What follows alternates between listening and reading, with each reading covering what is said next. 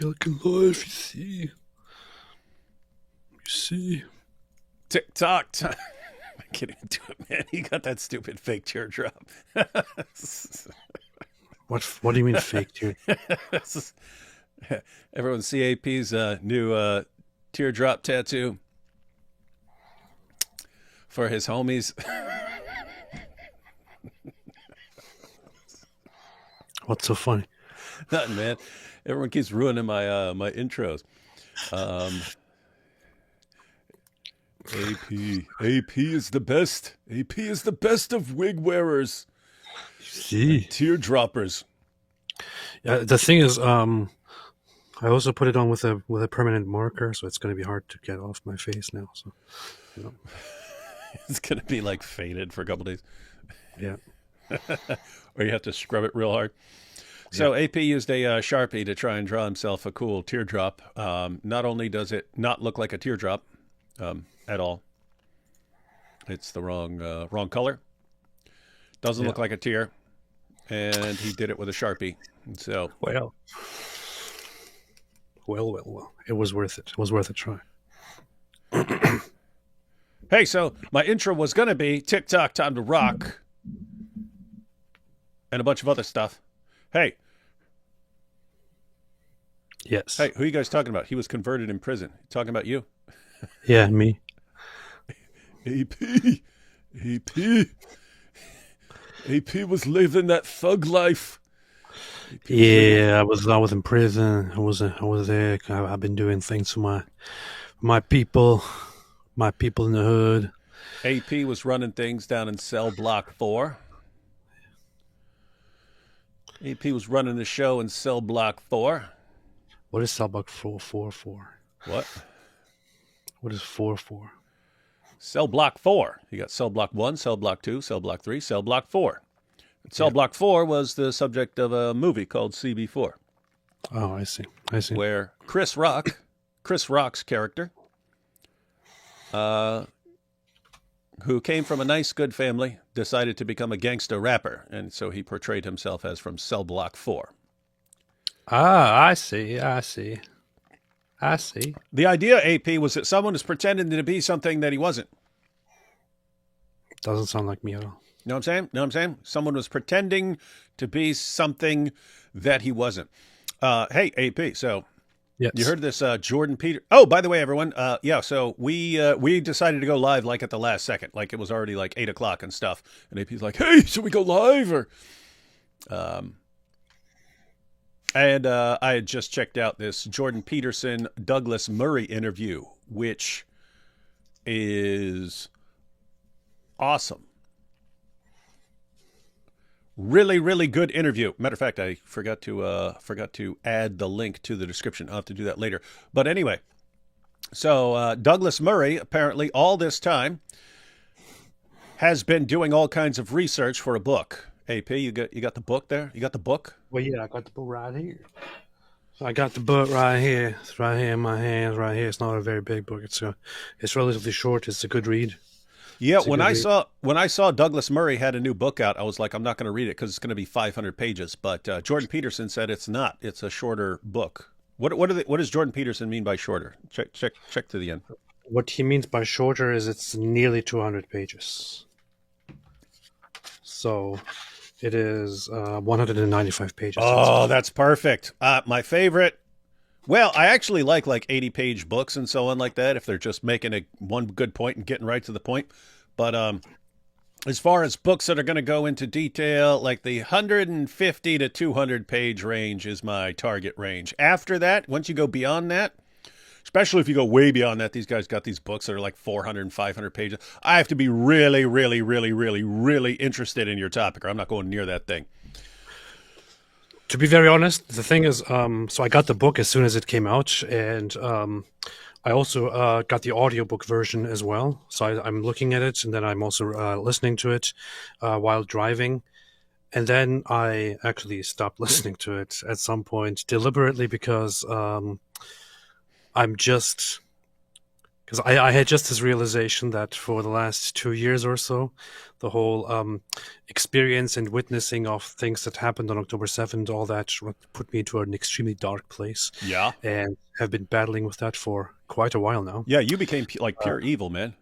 Yeah, and then and right now, since I'm busy with just joining the church and learning all that, as he was explaining again what happened on October 7th, I thought, okay, I don't really want to hear that right now, so I put it on hold for a little bit to come back to it again.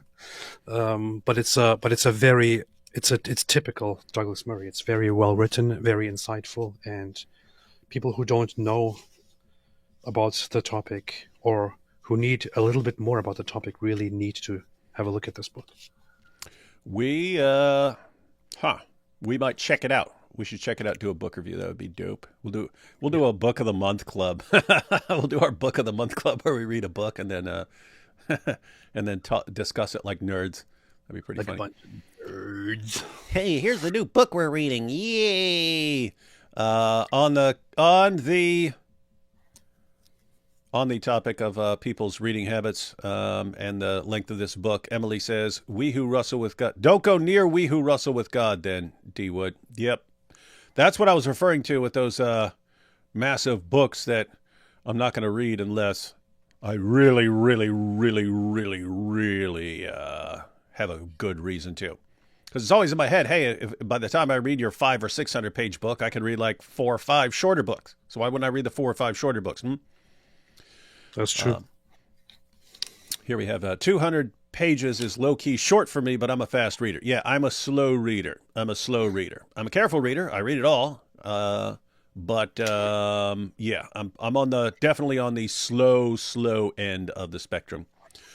See, Peter, he knows what I'm talking about. He says, does it come in a short version, 25 pages? That would be awesome. That would be awesome to just have everything condensed. But anyway, so super cool stuff in this interview. And the interview is going through some of what Douglas Murray covers in his new book, which is probably, judging from this interview, super base. See, I'm similar with interviews to where I am with books, right? But it'll be like, okay, who's going to sit down and watch like a 3 or 4 hour live stream, right? I'm like that. Like, there's no scenario.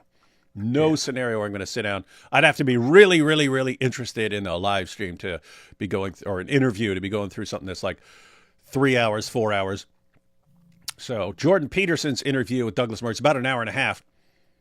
But that's sort of the max. That's sort of the max where I'm just going to, okay, maybe I'll check this out. But anyway, if I watch an hour and a half interview, normally there's like a couple spots in there where like, oh, this is really good stuff. This is really good stuff. And then the rest is just, boring me out of my mind. Not this one. This was just awesome stuff.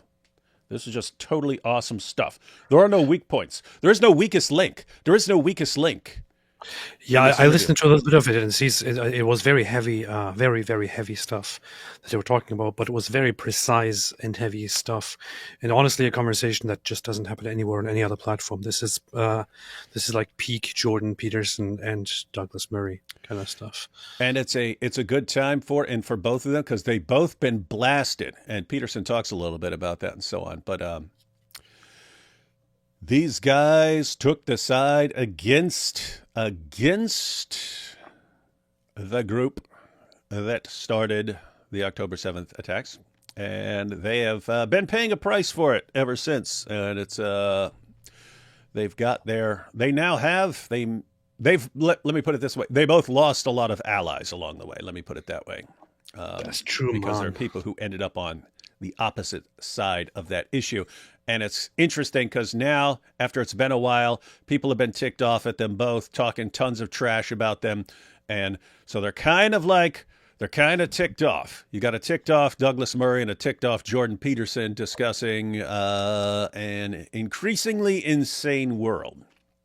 So we're going to check that out. We'll take these first couple of super chats and we'll jump right into this video. Judas says, DJ Dong, AP's new performance name. DJ Dong. What's wrong with you guys? What are you laughing at? AP, are you okay? Why are you shaking? Oh, hi, David. Oh yeah, I'm very, very okay. I'm very okay.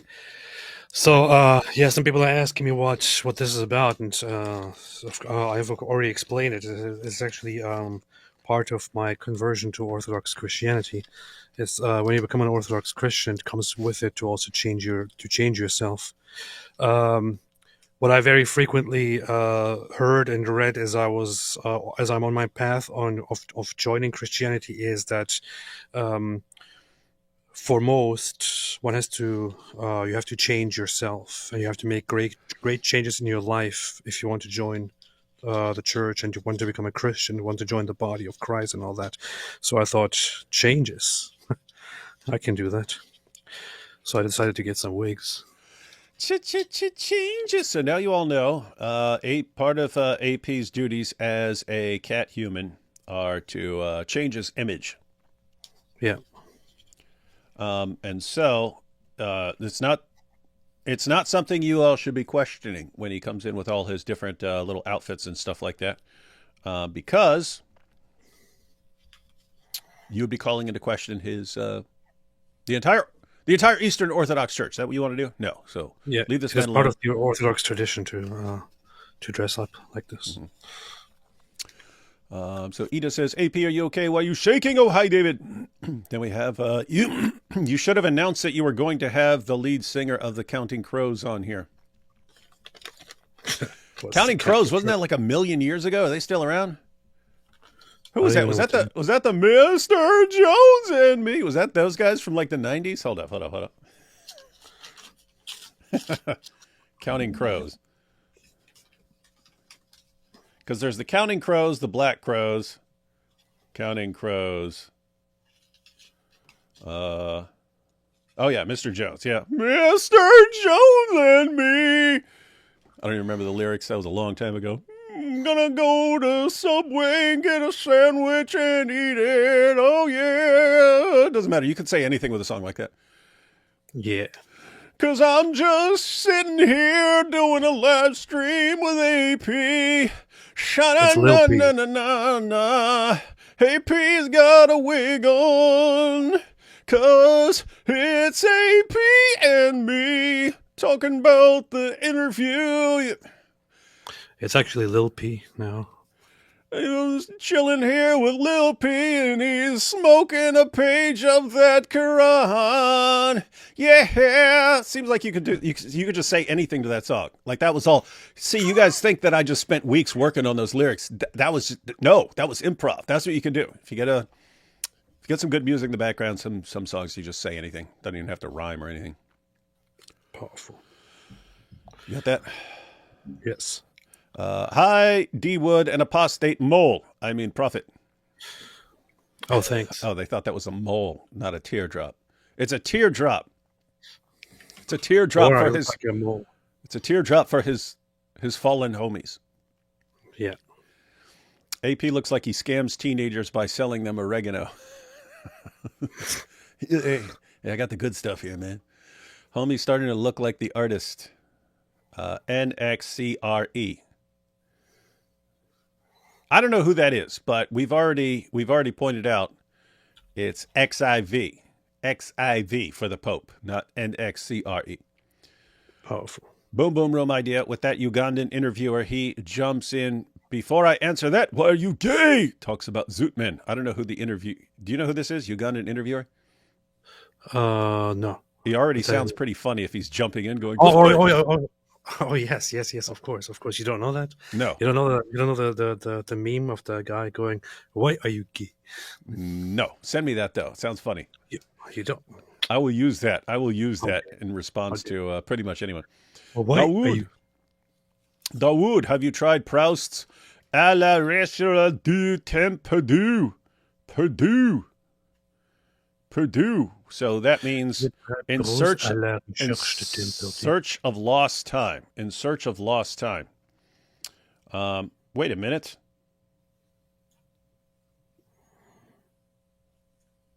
Got Hatsun sending me a link. Did Sajid post a stupid video today? Hold up. 1 second, guys. Did he post a...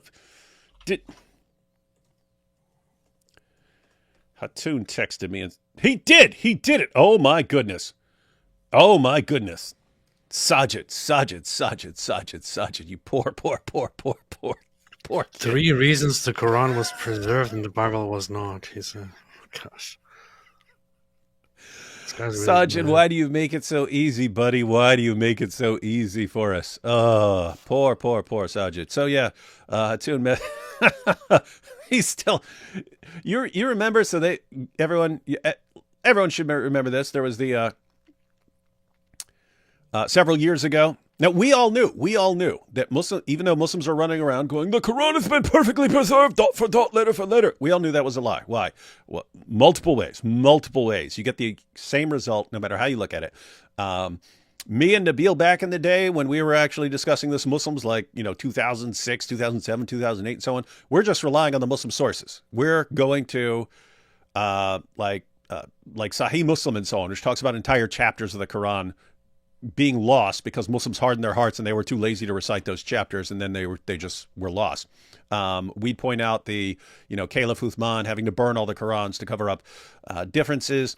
Over 200 verses came up missing just from Surah 33 because the only people who had the passages memorized died in battle, and Aisha's sheep ate the only copy. So we'd point out those kinds of things. Then you had the people who were focused on manuscripts. That was like Dan Brubaker and so on, but you had others before him who were comparing manuscripts and pointing out textual variants. Then you had the people who would focus on different Qurans in different parts of the world today, the different Qira'at and so on. So we all knew this was like just a flat out lie.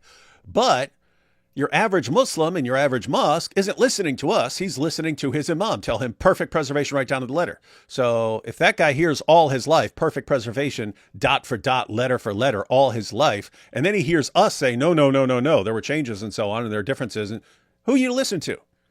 You listen to your guy. You think we're lying. Okay. Well, eventually you had the Holes in the Narrative interview where Muhammad Hijab wanted to get to the bottom of this. He wanted to get to the bottom of this and show, no, the Quran has been perfectly preserved. And it was one of the most, possibly most damaging to the Dawah Muslim discussions ever. Because so they both posted this interview, then they started editing it, taking parts out, then they both deleted it because the comments were being flooded by this is destroying my confidence in Islam. They had built this up as the main argument for Islam, perfect preservation. It was a total lie. But after that interview, you think, okay, now at least the cat's out of the bag. They have to deal with the fact that the Quran has not been miraculously and perfectly preserved.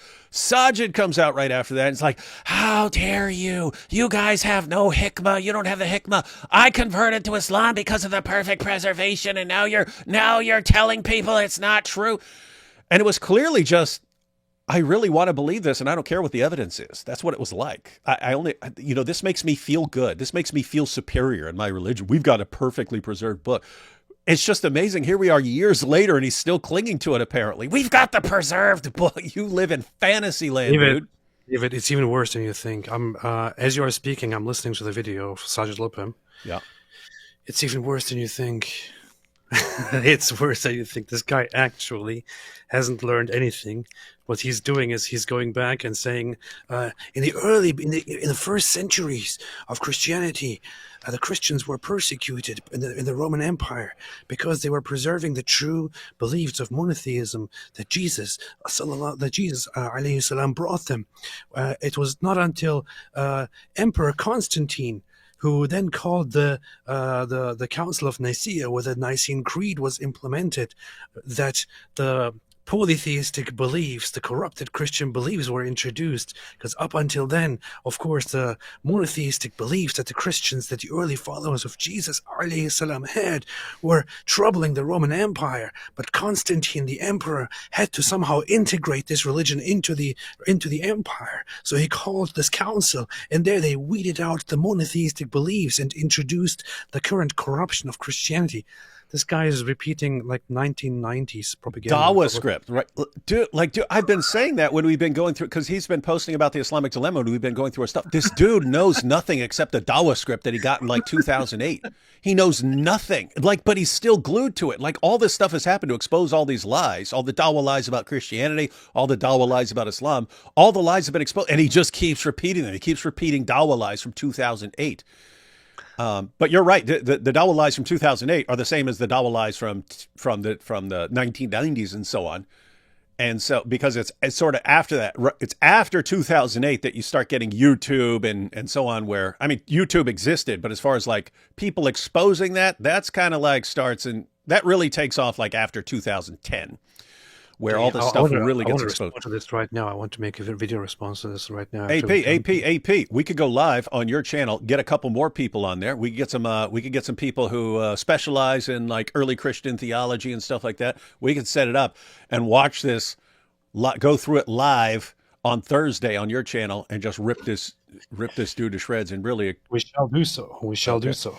Because I mean, seriously, there might be some people who don't know what this is all about, because it's an old, stupid argument, completely washed up, ridiculous argument. But many people probably have heard it, which is that, the Council of Nicaea is actually the one that corrupted Christianity and so on. On the contrary, on the freaking contrary. So Sajid Libim here is actually trying to argue that the early Christians were totally like the Muslims, and then the Roman Empire is the one that created the fake Christianity that people follow today. And it's like, it couldn't be further from the truth. It's complete nonsense. We have the early beliefs of the Christians.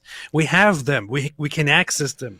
We have texts from the earliest Christians. We have texts in which the early Christians point out or list their beliefs. We know what the earliest Christians long before the Council of Nicaea believed.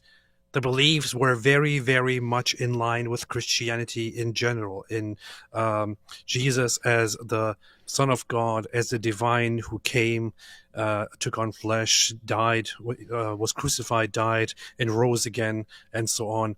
A new covenant. All of these beliefs by far precede the Council of Nicaea. Yeah. This is such a ridiculously nonsensical argument. It's idiotic. It's made for people who are completely ignorant. It's put forward by people who are completely ignorant, and it's made for people who are completely ignorant. Guys, anytime someone tells you that some doctrine was invented at the Council of Nicaea, or that the Council of Nicaea had anything to do with choosing books of the Bible, you are dealing with someone who is a complete moron or a total liar. You did have an important issue at the Council of Nicaea as far as Christian theology, because, as apparently Sajid is pointing out, the Christian church was being persecuted in its early centuries. What that meant is, it doesn't mean, and they were all preaching Islam, and that's why they were being persecuted. No, as AP pointed out, we can trace all these beliefs back to the first century, to the first century of Christianity. But since Christians were being persecuted, they couldn't get together for big councils. They couldn't have Christians from all over the place get together, Christian leaders and theologians get together to discuss these things. So after Christianity becomes a legal religion, thanks to Constantine, then you can have everyone get together. And the people there, all of them, believe that Jesus is the Son of God. They had some differences about exactly what that means, so they get together to discuss it. And the vast majority of people were on one side of this issue. So they actually put it to a vote. But as far as this is when they're deciding, no, Sajid, show me any Christian group ever who didn't believe that Jesus is the Son of God. Show me one. Because you need that. You need there to be one. You need there to be one in the first century, the second century, third century, if you're saying this stuff is invented. You need that. Show me that. Show us that. No one at the Council of Nicaea denied that Jesus is the Son of God. So what are you doing here? And we can definitely trace that back. We can trace that right back to our first century text, Sajid. Oh, this is going to be embarrassingly terrible. Yeah, set it up for Thursday, AP. We will. It's just. Everyone is shocked by how terrible Sajid is, like beyond shocked. We all thought, because he was the one calling out the Dawa guys for their terrible behavior, that he's somehow like a step above them. His arguments are worse. He has the worst arguments. It is like someone who's just teleported out of 1990, who was only given like Ahmed D. nonsense, and then is just teleported from the 1990s to now, not realizing literally everything that they were saying back then has been completely exposed, and he just can't pry himself out of it. What are you talking about? This is why I converted. If everything I was told is wrong, it means my entire conversion was based on lies, and I can't accept that, so I'll just keep repeating the lies. This is pathetic. But it sure is making it pathetic. It's really bad. Ida says, good. I was worried that AP doesn't feel well. course, he feels well. Look at his hair. I feel amazing. Yeah, feels better every day. Here in Norway, speaking out against Islam carries the extra burden of many folks associating being against Islam with terrorist Anders Behring Breivik. Yeah, that's why Breivik was stupid. I mean, stupid for like just massacring a bunch of people, obviously, but also like him thinking that this is going to turn people to his side when he becomes the example. He becomes a source of why you're not allowed to criticize Islam. To this day, if you say, hey, Islam's got a problem here, they go, so you're supporting Anders Breivik? Bunch of idiotic nonsense. What do you mean? Orthodox Christians near me bought a mosque and turned it into a church. You heard this, AP? That's pretty good. Where is that? I don't know. Where is that? Van said it. You can check the comments. So Van, AP's asking where that is, because that's pretty funny. Around 2022, I came across a JP clip. It was him talking about the crucifixion. He planted seeds that would change my perspective. That's cool. Perfect. Use the Sajid photo I sent for next video review, lol. Oh, yeah, we can. Did you send that to AP too? He sent us a Sajid pic. Can you go through the messages you got from El Zut? No. AP looks like he wears organic deodorant. Let's see. Abraham says, had a debate with a Lebanese priest.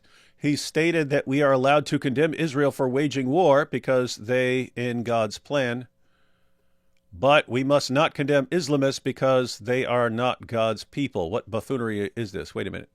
We are allowed to condemn Israel because they're in God's plan, but we can't condemn Islamists because they're not God's people. What buffoonery is this? That sounds like some buffoonery. Yes.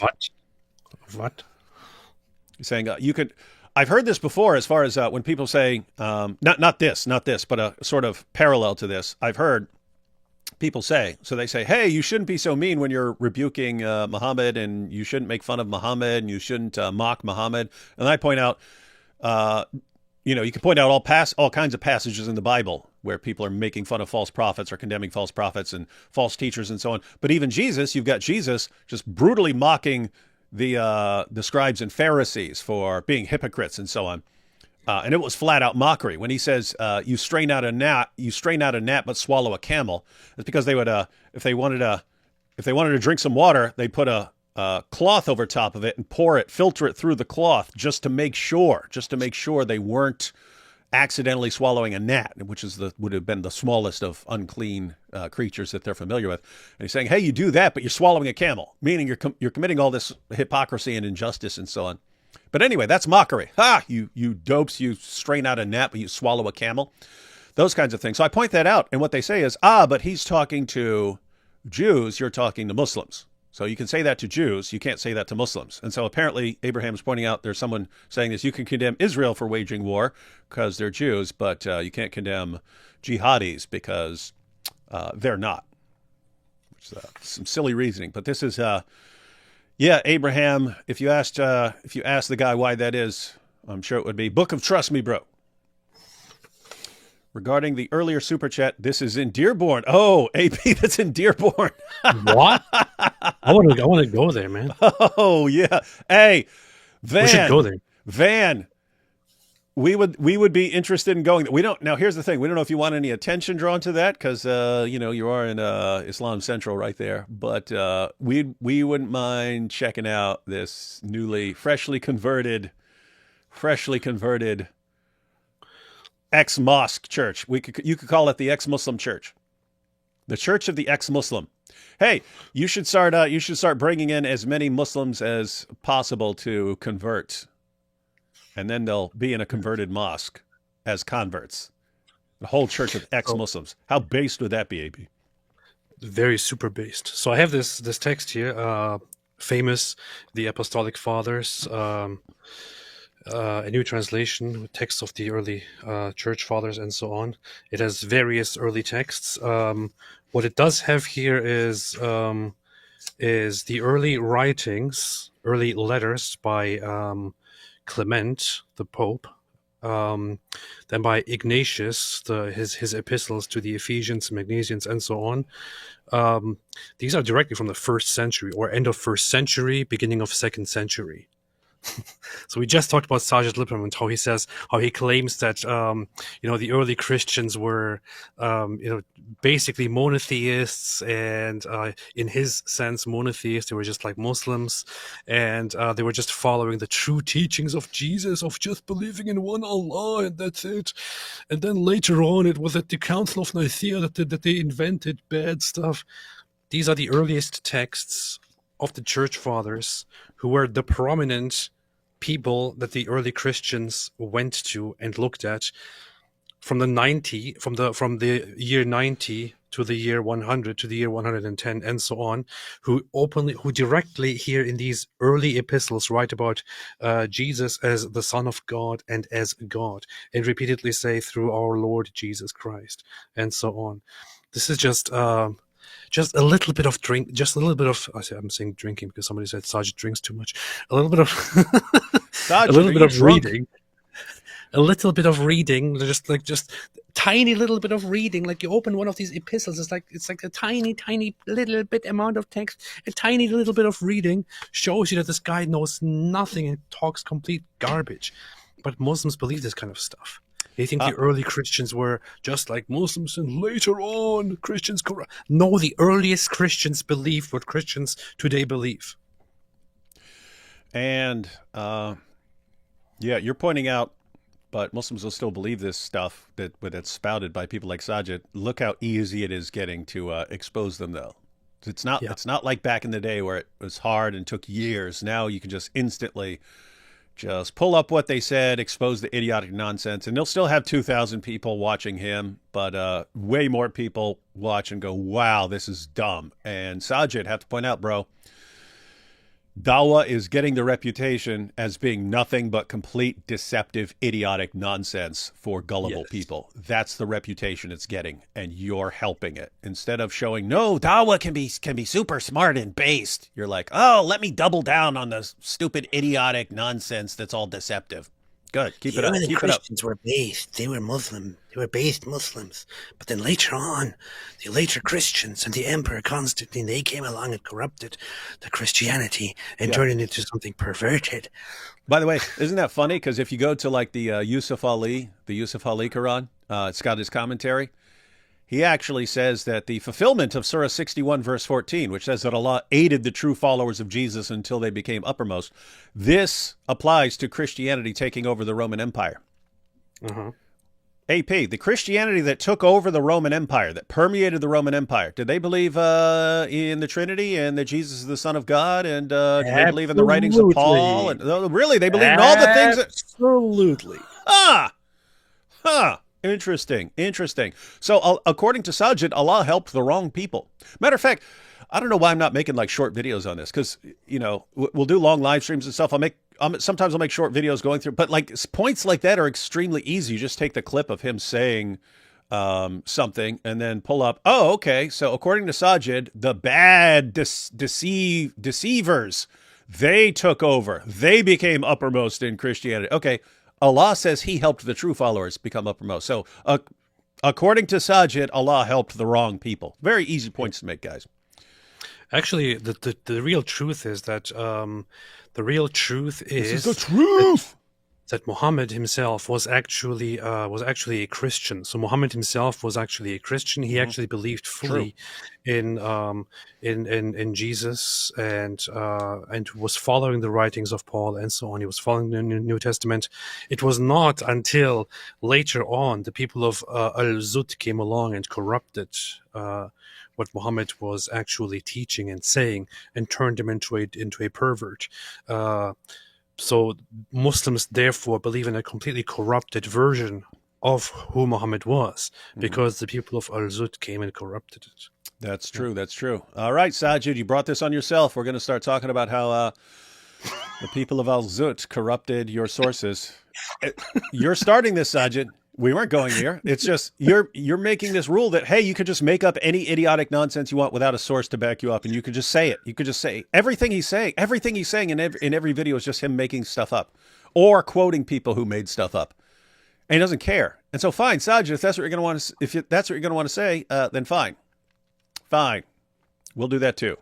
And you can't complain. You can't complain because then you'd be A hypocrite. Interesting. Hypocrite. A hypocrite. Nature, human divine of Jesus wasn't really settled until the Council of Chalcedon forfeit. Quit trying to educate us on Christianity. Arctic-based. Call himself based. You gave yourself that name. AP's shelf is messing with my OCD. The books on both shelves need to have the same orientation. Yes, AP. You need to design your background to be as comforting as possible to Shane Johnson. So when you decide something, you have to say, You see what this year's? what's that? Oh, yeah. I remember that. I know that book. That poor book. Poor You book. see. Poor book. And then we have Muhammad Got Zooted, the channel, with Mike Winger in the picture. Muhammad Got Zooted. And then Muhammad Got Zooted asks, if your kids became wingalings, what would you do? Well, fortunately, we've got the principle in Christianity that you can love the person but hate the sin. So I'd have to apply that and say I would still, I'd still love my children while hating their horrible, terrible ideas, namely wingalingism. Fortunately, my kids have spent their entire lives being immunized, basically, mentally immunized from falling into wingalingism. I would kick them out and call the police. Hey, what's this, AP? Happy 77th to Israel. I'm Yisrael Chai. It's high, but It's chai. Is it? Chai tea. What? They named chai is- tea after this, so what? I guess the founding of Israel or something. Is That's it? it. Was that today? Not today. It was a while ago. Wasn't Why it? is he saying Oh happy no, 77? no, actually, it's not. Wait, is it tomorrow? I don't know. What day is today? It's today May May the- 14th, 1948. That's tomorrow. Okay, so yeah, it's tomorrow. Arctic It's tomorrow. Arctic based is in the wrong part of the world. That's true. Powerful. Hey, Arctic you should post something. You should post something about that. No. You should post something about that. It's the 77th birthday. No. Okay. All right, we ready to jump into this video? You've been Yes. talking way too long. All right, guys, we're Yeah. going to check out this Peterson Murray interview. Super dope, super based, awesome stuff. We could even cover this in a couple live streams to make sure we get through all of it because it's dope. Hey, everybody. Hey, So, Jordan. I'm talking today to Douglas Murray, who just wrote this book on democracies and death cults, Israel and the future of civilization. That's I this. have the same thing. We basically walk through the book chapter So you're basically Jordan Peterson. Hey, AP, we can use the same reasoning that Muslims use to show that Jesus was a Muslim. They say, look, Jesus bowed down and prayed. Muslims bow down and pray. Therefore, Jesus was a Muslim. Now, that's a specific, it's called the fallacy of the undistributed middle. But following that exact same reasoning, Jordan Peterson has Douglas Murray's book. AP has Douglas Murray's book. Therefore, AP is Jordan Peterson. Well, that's true. Yeah, guys, everyone understand how stupid that reasoning is? It's one of the main arguments of Dawa, guys. That Well, level of stupidity. I am Jordan Peterson. That's the proof, and that's why AP has to. That's why Jordan has to wear this wig to cover up that he is, in fact, Jordan Peterson. Yeah. See, you can tell by the voice. You got to look. You got to listen to the voice, not look in the eyes. Yeah. by chapter. It's a relatively short book, although it doesn't lack in intensity.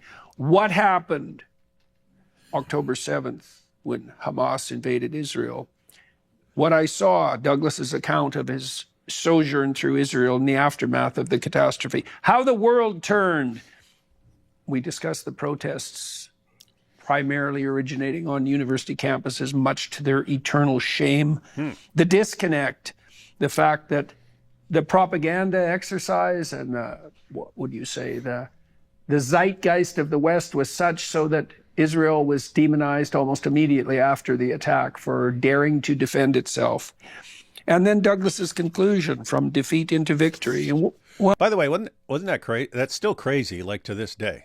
Like, it seemed like what? Like maybe 1 to 2 days where most people were like on Israel's side, and then right after that, right after the first 1 to 2 days, it was already like blasting away at Israel. Yeah, it was insane. And the thing is that Jordan Peterson's audience also very much turned the other way and turned like anti-Israel and all that. And to be honest, this makes me kind of respect Jordan Peterson. There were many cases where I kind of called him out, where especially you talked a lot of trash about him. But the whole Israel thing happened, and he has been insisting from the very beginning until now, continuously, that Israel is in the right here, despite this taking a very, very big toll on his viewership and all that. You look at his channel after October 7th, after the twist, his viewership dropped massively and his popularity dropped massively among the right. Because there has been a new trend among the right of becoming anti-Israel. But he has been insistingly resisting that and insistingly saying that Israel is in the right, which is pretty based. Little side note here, 16-year-old PC says, Apologetics Roadshow, you've proven so many times Muhammad is prophet. And then... I don't understand how you can't see it. All right, 16-year-old PC. You're arguing with a 16-year-old now? Yeah, I'm going to go ahead and give you the opportunity. You said, I've proven many times that Muhammad is a prophet. You don't know how I can't see it. I'm going to pause right now. Give us your top way. I've proven that Muhammad is a prophet. And while you're coming up with something, I'll give you some reasons Muhammad is not a prophet. One, he contradicts everyone who came before him while constantly claiming to be in line with them, which is why his followers are forced to say that everyone is corrupted. He was a supreme example of a hypocrite, which wouldn't be a deal breaker as far as like prophets are concerned, because God can use some massively messed up people. But the Quran lays down Muhammad as the pattern of conduct for Muslims. So it's one thing to say, hey, God used this messed up dude to convey a message. It's something else to say, God gives his stamp of approval to this really messed up dude and his behavior as the pattern for other people. He would break his oaths even to his wives. So he took an oath to his wives that he would stop having sex with his slave girl, Mary the Copt, because he got caught in the bed of Hafsa, and they didn't like that. They knew he was allowed to have sex with his slave girls, but they didn't want it happening in their own beds, but he was doing it, and then he got caught for it. And then he swore an oath, I will not have sex with that woman ever again. I swear by the great God, Allah. Then he comes back and starts having sex with her again and says that he got a revelation. Allah told him to break his oath to Allah. So you've got that. You've got his relationship with Aisha, had sex with a 9-year-old girl. So the guy had sex with a 9-year-old girl, and this is the pattern of conduct in Islam. He took the wife of his own adopted son after causing the divorce by lusting after her. His first impression of his revelations was that they were demonic. He thought he was demon-possessed. He had to go and find out from his wife and her cousin who weren't there and who didn't know what he encountered. And so he had to go to them. And they told him, no, you're a prophet. He got it from them. People who didn't know and were trying to keep him from jumping off a cliff because he was trying to jump off a cliff. Muhammad delivered the satanic verses, which according to the Bible, Old Testament, Deuteronomy 18:20, if someone delivers a revelation that doesn't come from God or speaks in the names of other gods, then he would be executed by Moses. And yet Muhammad was claiming to be in the same line of prophets as Moses, and Moses would have executed him. You got Muhammad thinking he was a victim of black magic, a magic spell that gave him delusional thoughts and false beliefs. The way he received his revelation sounds like something out of an exorcist film and not what we're familiar with in the Bible. So anyway, I could go on and on and on and on forever. But 16-year-old PC says, his cut aorta. How did he know exactly how he was going to die? Apologetics Roadshow. Okay. You see? So, guys, notice, what did I say? I said, give me your best example. Give me your best example of how I have shown that Muhammad is a true prophet. His best example, 16-year-old PC's best example was Muhammad's cut aorta. How did he know exactly how he was going to die? That's a good point. 16-year-old PC. So for anyone who doesn't know the story, Muhammad received a revelation in the Quran. It's Surah 69, verses 44 to 46, where Allah says that if Muhammad were to fabricate a revelation, if he were to make things up, then Allah would sever his aorta. Muhammad later was dying, saying, I feel my aorta being severed. I feel my aorta being severed. And 16-year-old PC says, well, this proves that he's a prophet, because how else would he know how he's going to die? So he's granting that he died in the way he said he would die if he's a false prophet. And this makes him a true prophet. You all getting this? He died in exactly the way Allah said he would die if he's a false prophet. And 16-year-old PC says, this proves that he's a true prophet. I don't know if you're trolling at this point, because this is beyond terrible. You quoted something and granted its meaning. Most Muslims will say, no, that's not talking about the same thing. It's not talking about the same thing. It's not talking, there's nothing to do with that. And you're saying, no, this is actually a prophecy in the Quran about how Muhammad would die, and that he died in the way Allah said he would die if he's a false prophet, and that Allah confirming that he's a false prophet somehow makes him a true prophet.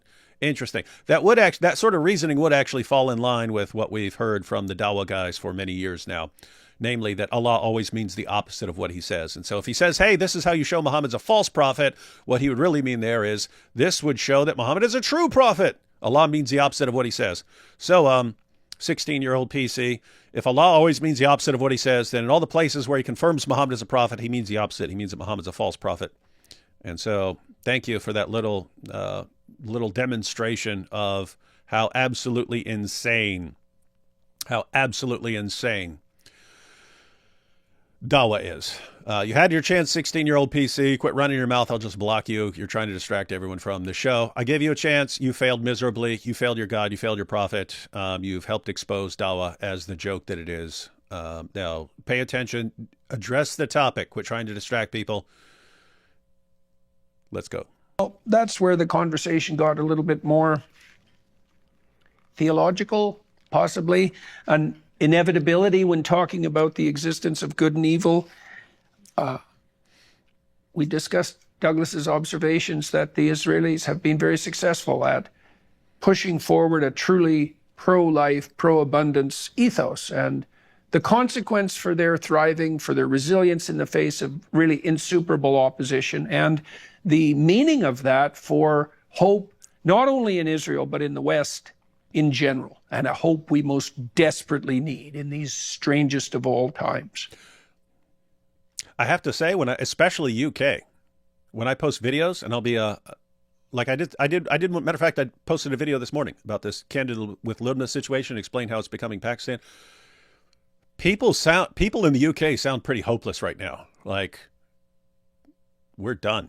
We're done, and we have no idea what to do. And just imagine that situation. You see your country like turning into Pakistan all around you, and you're completely powerless because if you do anything, the government comes after you. That's anyway. I agree. Hope is needed. Hope is very important right now. Join us for that. So, Mr. Murray, I read your book on democracies and death cults, Israel and the Future of Civilization. Yeah, it's a pretty rough read in like 5 different dimensions. It's brutal and unnerving and like terribly relevant, and not merely because of the situation in What'd you say? Why does he look so red nowadays? Jordan Peterson? Yeah. I mean, that could be my editing software in theory, because I always click color correct and it could have corrected on something else. So in other words, he may be way whiter than this. We don't know. Israel. So no. I think what we should do first. You could look on the original and see if he is this. No. Is I'm going to ask you questions about each chapter. It's a short book. There's 5 chapters. It starts with what happened. Mm-hmm. And there's questions everyone has. How did the Israeli security forces miss this? How could something like this happen? What did happen? Who was responsible? So let's start by laying that out. What happened on October 7th? Yeah, guys. So Jordan, I mean, he's asking what happened and stuff, but there was embedded in there an important issue, namely, why did the security forces fail? How did this even happen? And that's been an important objection ever since that has led to all kinds of conspiracy theories, as in there's no way Israel could have been this open to an attack unless it was deliberate. In other words, they deliberately held everyone back and let this attack happen because they wanted to. That's the conspiracy theory. So Jordan's asking about that. What happened was that about 4,000 or more terrorists invaded Israel in the early morning. The Hamas, Islamic Jihad, and other jihadist groups in Gaza started firing hundreds and hundreds of rockets at about 6:30 in the morning, almost exactly 6:30 in the morning. So air raid sirens went off across the country. But then something, and sadly, that's kind of usual in Israel. It's quite common to have air raid sirens, particularly in the south, has been for 20 years. Yeah. What became clear was very unusual was that across multiple parts of the Gaza-Israel border, thousands of terrorists broke in. They broke down the fences, they went to the checkpoints where Gazan workers would come through each day and where aid lorries and indeed commerce occurred. They went to those crossings as well. Hey, AP, that's already an important point, that it starts off with the warnings about the rockets firing. But they're so used to that it's not even a big deal anymore, right? Yeah. I heard the same thing talking to many Israelis, including people who were there. We talked to somebody as well, somebody who was there at the party where nearly 400 people were killed. Where many of the people who survived that attack said that at first they started hearing sirens, warnings. And many of them looked up and looked around, and some initially ignored it, or just thought, "Okay, let's get ready, let's go for one of the shelters around." That's it, because Israel lives like that the entire time for years. This is how Israel is. Israel was being constantly attacked, constantly under rocket fire. In the past, it was much worse. There were bombs. There were all kinds of different mass shootings. Israel solved that problem by building a wall to the West Bank and shut off the terrorism from there, and also separating completely from Gaza and building a huge gap between Gaza. After which, the situation turned more into just missiles every now and then that are fired, upon which you hear sirens and everyone seeks shelter. That's it. So Israelis are very, very much used to it, that you just get missiles fired at you. And the funny thing is, nowadays, there are lots of people who say, when you bring this up, say, "Oh, but what about Gaza? They're being bombed all the time." Well, they're being bombed right now because there is war. Prior to this, Israel was getting missiles fired at them all the time for years when there was no war, because this is how they have somehow agreed to live, with neighbors that are constantly engaged in terrorist activities, that don't want to have peace, that don't want to have diplomatic relations, that always insisted on simply fighting and firing rockets aimlessly. So that morning, people were expecting, "Oh, okay, this is another rocket alert. It's going to be over soon. Probably nothing's going to happen." But then things got really, really bad. Yeah, so it's interesting. It's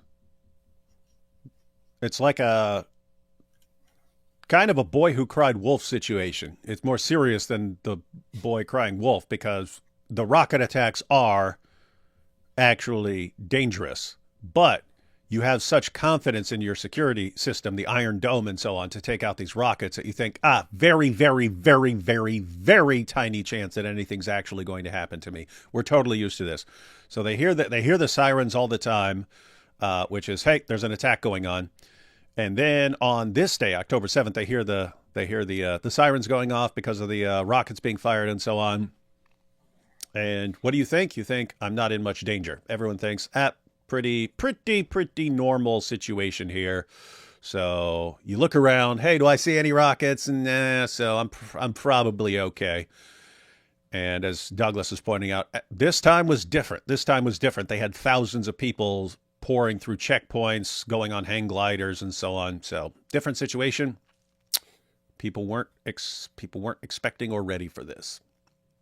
Attacked the soldiers, overwhelmed them in quite a lot of places. It was a religious holiday. It's the holiday of Simchat Torah, and so a lot of people were at home with their families. It was 50 years to the day since the Yom Kippur War, when Israel's Arab neighbors invaded in a surprise attack as well. So you might say, well, how come it's a surprise? That was one of the things, as soon as I got to Israel straight after the 7th, one of the things I was trying to find out was what the hell went wrong. Because the Israelis have always had, certainly since 1973, a sort of invulnerability. It's not true, of course, but they were seen to be invulnerable by many of their neighbors.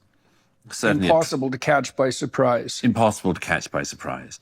It's what I call the Fowlerization of Israel, the sort of idea that it's eyes in the sky everywhere, nothing that can be done that could surprise them. And I got that impression when I was there in whatever it was, 2018, 2019, 2020, somewhere in there. Anyway, I was there back then. And the guy who designed their fence system actually was showing us the fence system and so on. But this was for Jerusalem. This is for Jerusalem. It wasn't for like all Israel or the area between like Gaza and various kibbutzes and so on. But the fence for Israel, the fence around Jerusalem, between Jerusalem and the West Bank, it's this double fence system.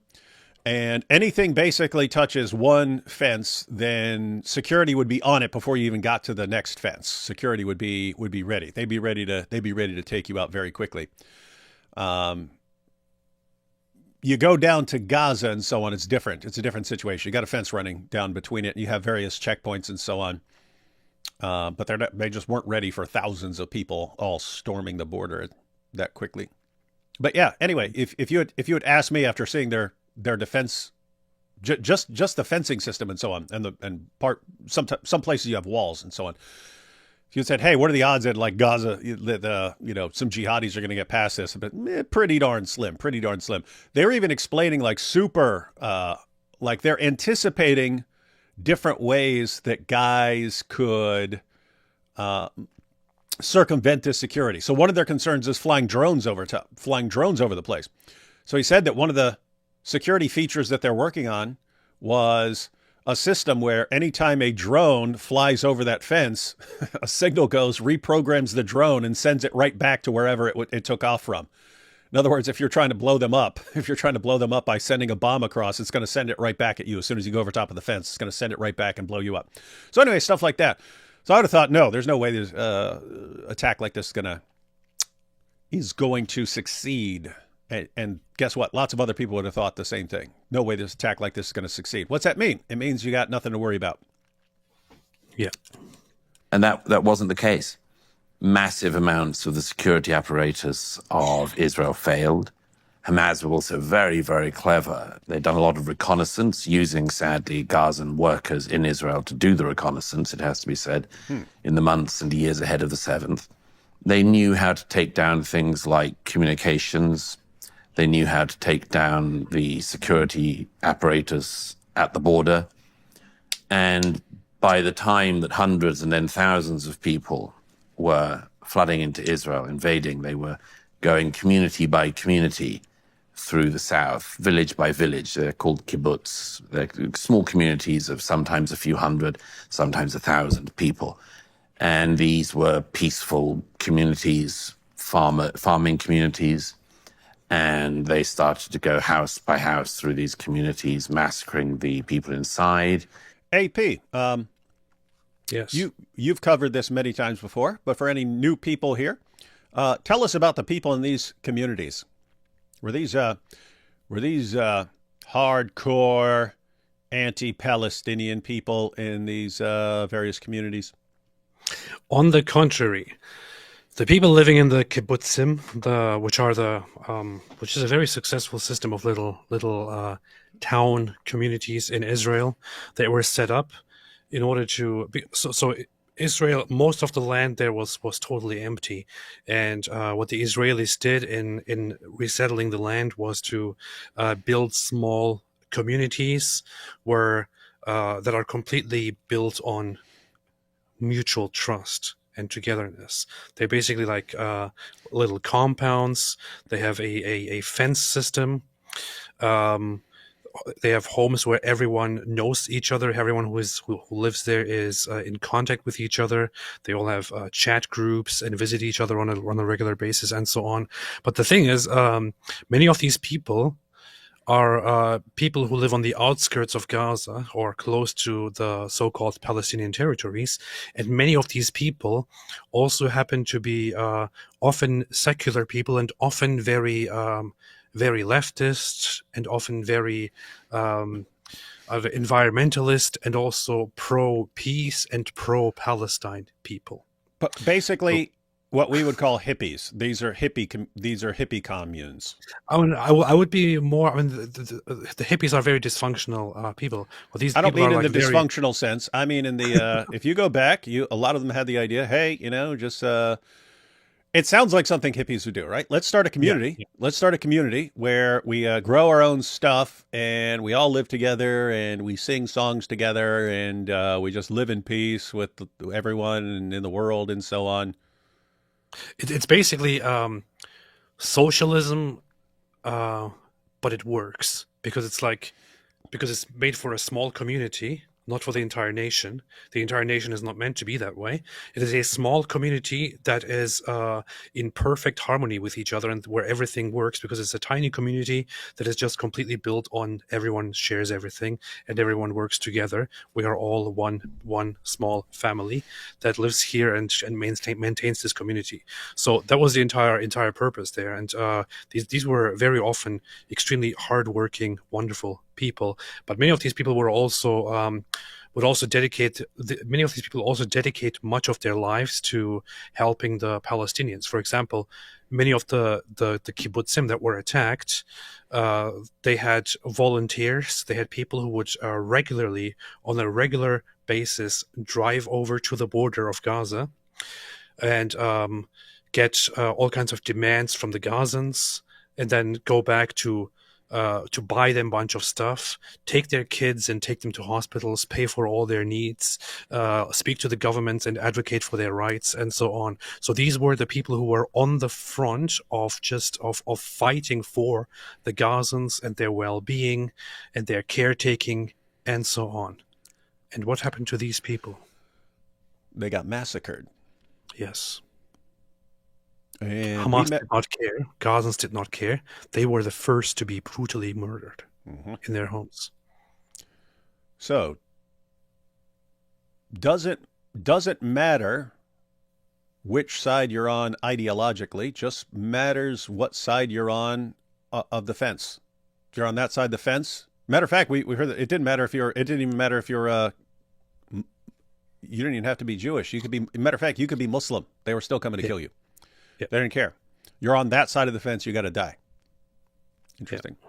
And then what did we hear a lot after the October 7th attack? We'll just take down the fence and everyone live together. Brilliant. Lots of those people had to move away. Lots of those people had to be evacuated, and they don't live there anymore. Many people wanted to go back by all means, so many of them have been brought back again to live there. There's a constant resettling and so on, but many of those people who were so much pro-peace, pro-Palestine and so on after October 7 had to face reality and turned around and are no longer like that. So, yeah. Dumb move, Hamas. Kidnapping as well. They came across, of course, because they managed to do the invasion not just by land, but by sea and also by air in hang gliders. They managed to come into the dance party, the Nova Party, where thousands of young people were dancing in the early morning. And there's a debate about whether or not the terrorists knew that they were going to get this really easy pickings of unarmed young people dancing in the morning. But whether it was luck or design, they managed to get to the party and came in on military jeeps and trucks and motorcycles and started massacring their way through the young people in the early hours of the morning. There were a lot of questions I asked about what went wrong on the Israeli side. And there's a lot to find out about, and some of the answers I think I've come to. But although many people in their homes who I spoke to in the hospitals and in the communities in the aftermath of the 7th said the same thing to me, the thing they said was that they'd told their children as they were hiding in the bomb shelters, as their homes were on fire and they could hear people at the door trying to break in. They said that they'd told their children, you know, don't worry, the army will be here in moments. Mm-hmm. Dang. That's what you'd think, wouldn't it? That'd be what you think, wouldn't it? Yeah. Everyone catch that?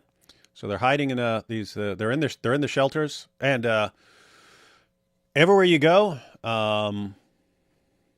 there are safe rooms all over the place. There are safe rooms everywhere. And the safe rooms, it's interesting. Even in the big buildings, there are safe rooms that they're designed so that even if the building is being blown up and stuff, the safe rooms will remain intact. They're built into the structure in that way. So you think something goes wrong, run into the safe room. They got them everywhere. And so parents were in there with their kids in the safe room, and people are trying to smash down the doors and stuff like that. Because keep in mind, you know, you can get into a safe room. It just takes you a while. It will just take you a while. You can get into a safe room. They're in there and thinking, hey, don't worry. They're telling their kids, don't worry, kids. The military will come here. We'll be here in a second. That's what you would think. That's what you would think. And didn't work like that for everyone. Didn't work because also while they were attacking the communities, other terrorists were also spreading out, attacking from multiple different directions and directly attacking military bases as well. So one community is in one of the communities and is going from door to door to massacre civilians. Mm-hmm. The others are spending their time at the party field and hunting down, capturing, or brutally massacring the civilian partygoers, while another group is going and fighting directly with the soldiers at the military base. Mm-hmm. So the soldiers are then suddenly on complete red alert all over the nation, trying to help specific military locations out, and can no longer go and handle the civilians that are being targeted. It all happened way too fast. Yeah. So the idea is, if you're in a little community and all of a sudden some jihadis show up and start attacking, you think, well, there's a military base that's 5 miles from here, so it'll just be a matter of minutes before the military shows up to rescue us, because you don't know that it's thousands of guys. You don't know that it's thousands of people and that they are attacking a ton of different places. You think, a couple jihadis got over the fence and they're attacking us. No problem. The military will be here in a couple minutes. You don't know that military base they're hiding on the military base as well. Like the people on the military base are hiding as well, because they've got 10 people on this little military base because it's a holiday and so on. They got 10 people there and they've been attacked by 150 jihadis. And so you think the cavalry showing up within minutes, and they don't show up for hours and hours and hours. Rough stuff. And matter of fact, when we were there, we saw those safe rooms. They were just riddled with bullet holes. Yeah. These guys so they could get in. Rough stuff. And it wasn't. But it didn't fail entirely. There were some army in the area who put up a very good fight. And some of the army managed to get down fast. Some elite units managed to get to the south swiftly, had very, very intense firefights. But one of the other things that happened was that there were a lot of people who I described, Arab, Druze, Jews, Israelis, who were what I call self-starters, just people who realized that everything was going wrong. The country had been invaded. It was war. And who, through some extraordinary mettle or insight or whatever, sometimes just information, somebody who happened to know somebody in one of the communities in the south who was saying, we're on fire, would just hurtle to the scene and save lives. And that's why I say that the morning of the 7th was a story of catastrophic evil from Hamas and Islamic Jihad, and indeed the Gazan civilians who came in to join in the raping and the stealing and the kidnapping.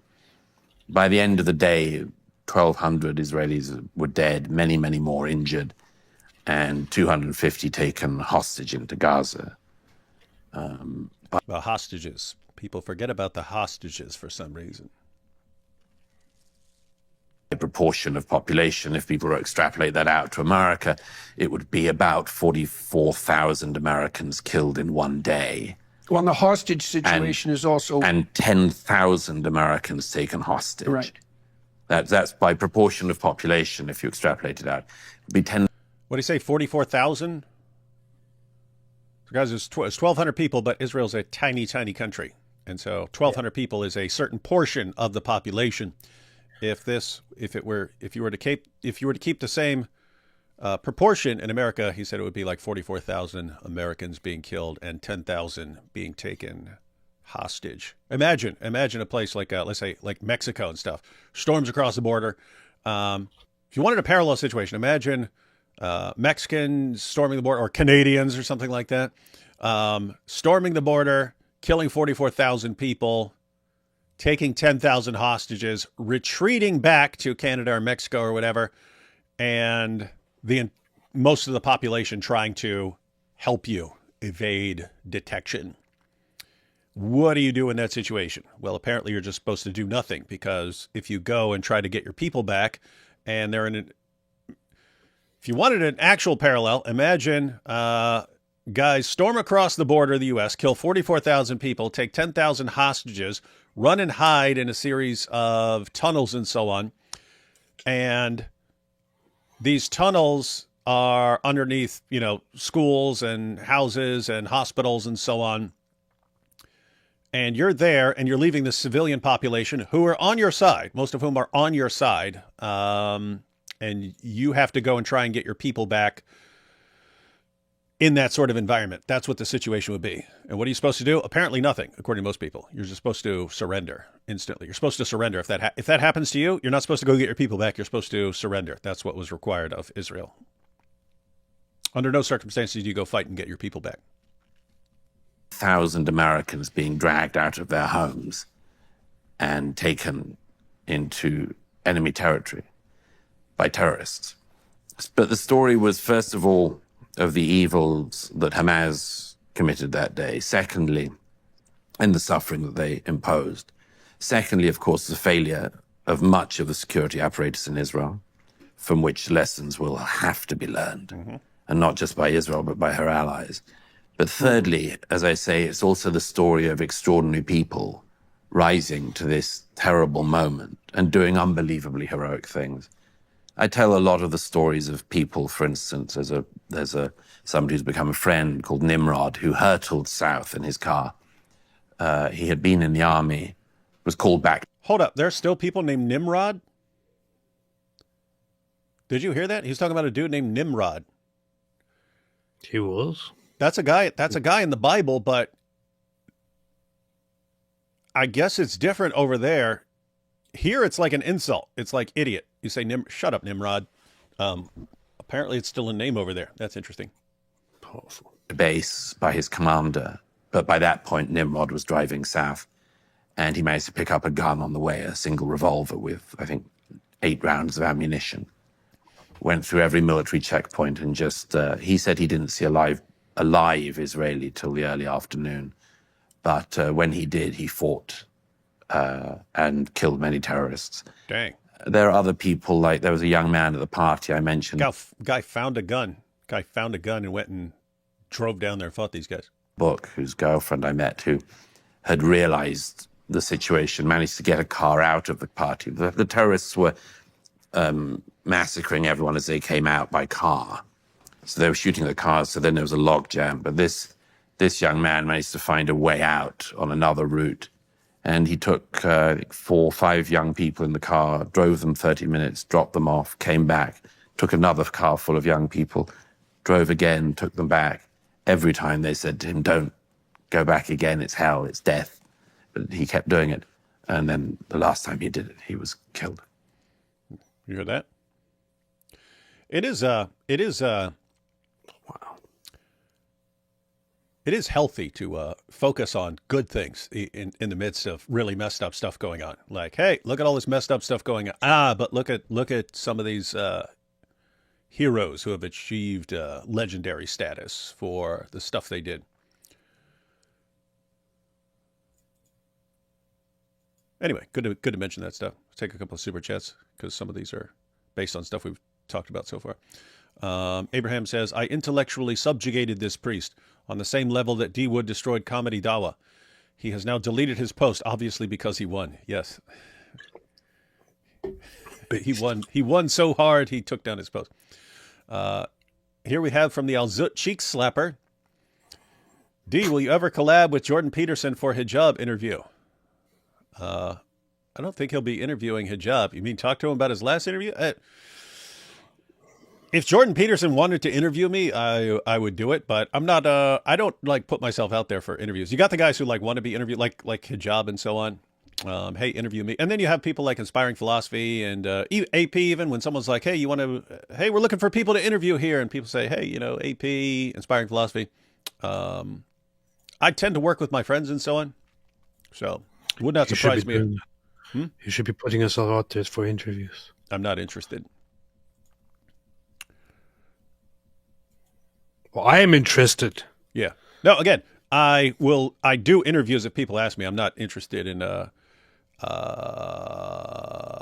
everyone, interview me. I'd rather just work with my friends, mainly. AP looks like the type of guy that would bring veggie burgers to the barbecue. I am the guy. And looks like he would smell like veggie burgers. How can Christian life be better if you can't screw dudes? It's got, hey, that's a picture of Matt Dillahunty on there. What's wrong with you? You see, AP, you were never a skeptic. Why are people randomly attacking Matt Dillahunty here?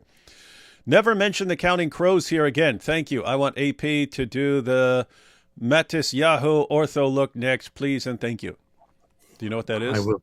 Do you know what that look is?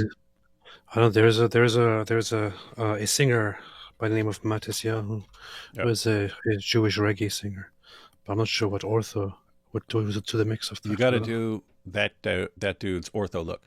Looks like AP is having a Fred Durst complex. Oh, here's some super shekels, like the super shekels. I don't even know who Fred Durst is. He's from one of those bands, right? I only know him from the Eminem song. Sit me between such and such and Fred Durst. Yeah. It's funny. I heard that song like 500 times because it came out when I was locked up, and they played the song like 50 times a day, and these guys in the dorm would all have it playing the entire time. He's the guy from Limp Bizkit. Yeah, I knew it was one of those. Wait, he's the guy that wore the red hat? Yeah.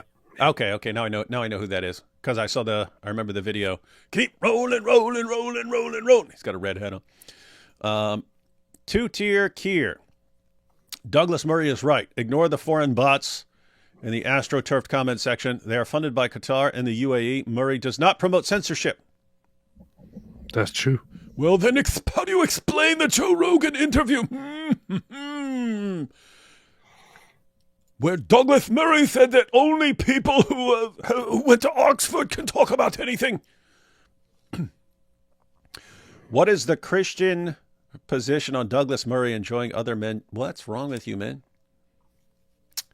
Oh, this guy has problems. He was earlier leaving comments of like, whatever, just ignore it. What do you think Nabil would say about the Dawa situation if he was here? He would love it as much as I do. In fact, we were actually sitting down back then trying to figure out what to do to change a lot of the things. And basically everything we planned back then, there were certain things we wanted to do in the future that we didn't actually do and still haven't been done. I mean, I'll give you an example. We wanted to fund the translation of Ibn Abi Dawud's Kitab al-Masahif. We thought that would be important for undermining this perfect preservation nonsense and so on. So anyway, there are things like that we thought, hey, this would be important that we want to do in the future that have never gotten done. But the big picture stuff, the things we wanted to undermine, the things we wanted to expose and so on, it's all happened. It's all happened. So Nabil would be looking back like, whoa, everything that's happening right now is stuff that we were talking about and figuring out how to get done like 18 years ago. So these are, You know what people should be funding? Somebody should be funding an English translation of Tabari's tafsir of the Quran. well, Like, why that's does it huge. like- That's huge, though. I mean, Ibn Abi Dawud is like one book. It's like one book. Yeah. By the way, everyone, I'm still going to do that. I just got to, let me put it this way. I've had people say they could assemble a translation team and so on. And I've told them I would fund it. I would get the funding to cover whatever it's going to cost for them. And then I would just put it out there free. We've never made anything official as far as, okay, here's when we can start and here's when we can finish it. And here's the people involved and stuff like that. As soon as that happens, that will still get done. Anyway, long story short, answer is Nabil would be loving. He would love the holes in the narrative interview, that sort of thing. Why doesn't Israel pump apologetics material with ex-Muslims into Gaza? Israel should fight Islam with constant education on low morals of Muhammad. Because that would Contrary be to Islamophobic. popular belief, Israel is actually Israel doesn't have many people, and Israel also doesn't have many means to tackle everything on multiple different fronts. If they did, they would be tackling all the garbage that people are spewing online. But much of the online stuff is being flooded by Qatar propaganda and Russian propaganda, and Israel can barely deal with it. So Israel doesn't have the means. Yeah, it also and- doesn't want to really alienate Islam. That's because right. of They have lots of Muslim Muslims. They have population. lots of Muslims in Israel. You don't want to be the anti-Islam government and so on. And so they have other concerns than exposing Islam. Now we would say, well, you're going to keep having this problem as long as Islam is there, and so you have to deal with Islam. But that basically falls to us. That falls to us. I think Islam is incredibly weak, and if we ever get to a situation where exposing Islam is completely normal, as in like a normal part of education, like kids grow up and they know about Muhammad and they know the messed up things he did. I mean, I think why? What would be the problem with pointing these things out? What would be the problem pointing out, just giving straightforward factual information about Muhammad and his relationship with Aisha and Zainab and so on as part of a ordinary education? Or think about this. You could actually have, as part of a school curriculum, simple factual information about the preservation of the Quran. It's like all the confusion during the time of Muhammad. They couldn't agree on what was supposed to be in the Quran. Uthman burning all the manuscripts to cover up all the differences. Different qira'at in the world today. You could give people that information without one word of criticism about Islam, but it makes you immune to the Dawah script that comes along later on. So anyway, I think that Islam could crumble very rapidly if you had nations that had some balls to just give out real information. I'm not even talking about criticism or mockery or anything, just basic factual information. The Dawah, the ultimate enemy of the Dawah script is reality. Like you just have to know what's real. You just have to know what's true. And you are immune to the Dawah script. And so anyway, I hope that happens in the future. But no, I wouldn't expect Israel to be going in there to Gaza and exposing Muhammad as a false prophet. Exposed. Wing Wong says, as someone with 11 fingers, I agree with JP and Douglas Murray. Well, then you know it's true. Julian Gentry is an agent of Mossad and a Mike Winger fan. I hate to expose him, but I call it how I see it. That's probably true. That's probably true. D Wood is always so ungrateful when I dazzle him with my erudition, but bet he's just jealous of my superior basedness. Anyways, I'm going to bed. Good, so we don't have to hear these lies anymore. Nie wieder Faschismus. Never again shall Masada fall. No more fascism. Hey, we have Abdullah and Huda with Mr. and Mrs. Friendly Ex-Muslim. Hey, Hamas what's up? also unalived Gazan protesters. Yeah, they're still doing that. Yeah, they did. They still do. Hussein Mashni. Hey, what's up, Hussein? He says, I lived in Gaza when Israelis were pulled out. In Ashkelon, a few miles north, billboards warned, prepare for missiles from Gaza. Yeah, smart. We have a question for AP when he gets back. AP, when's your rap album dropping? You should get cornrows next time. Yeah, AP needs some cornrows. I'll read that to him when he gets back. D-Wood, what if Gazan converted to Buddhism and do yoga? That would help.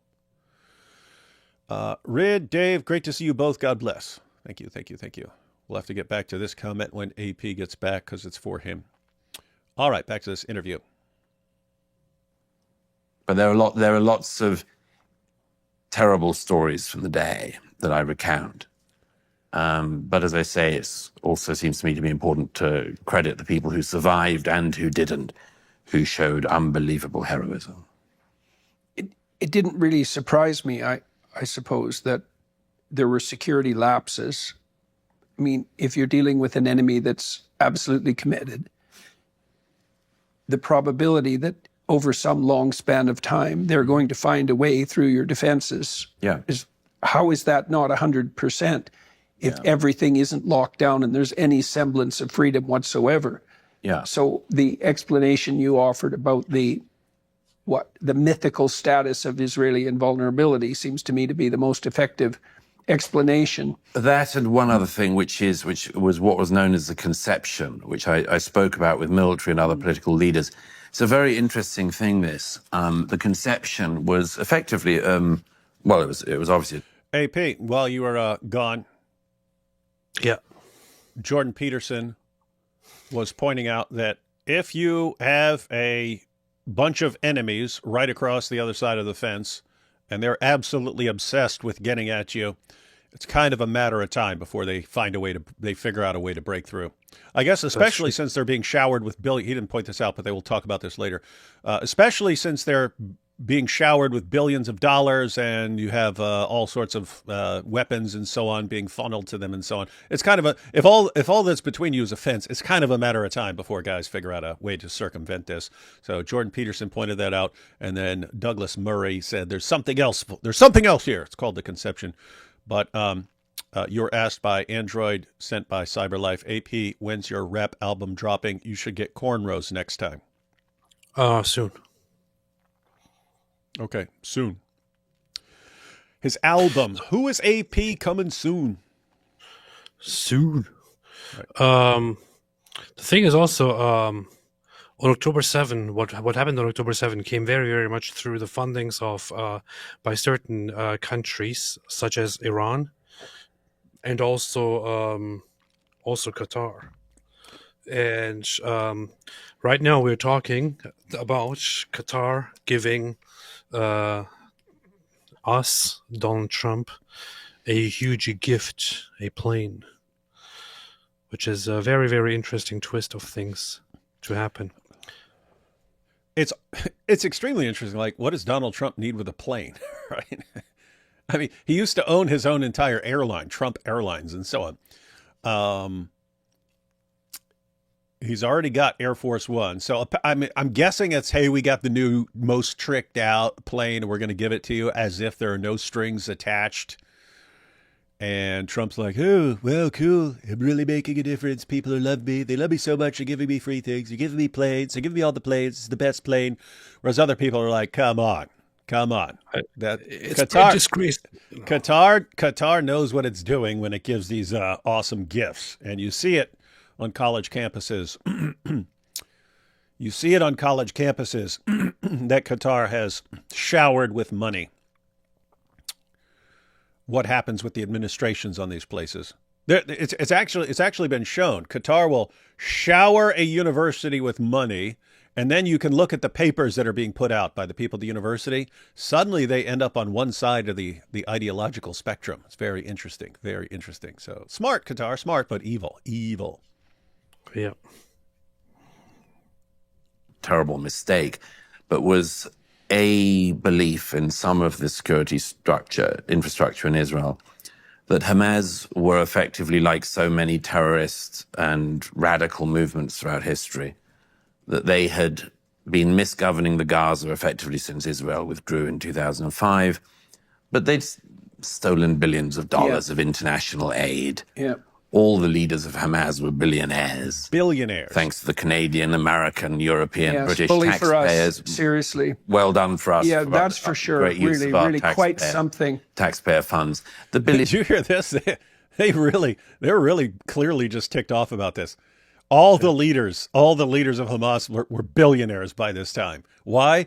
Because we keep sending them piles and piles and piles of money to help the poor people of Gaza. What happens? You send it to Hamas, and their leaders become billionaires.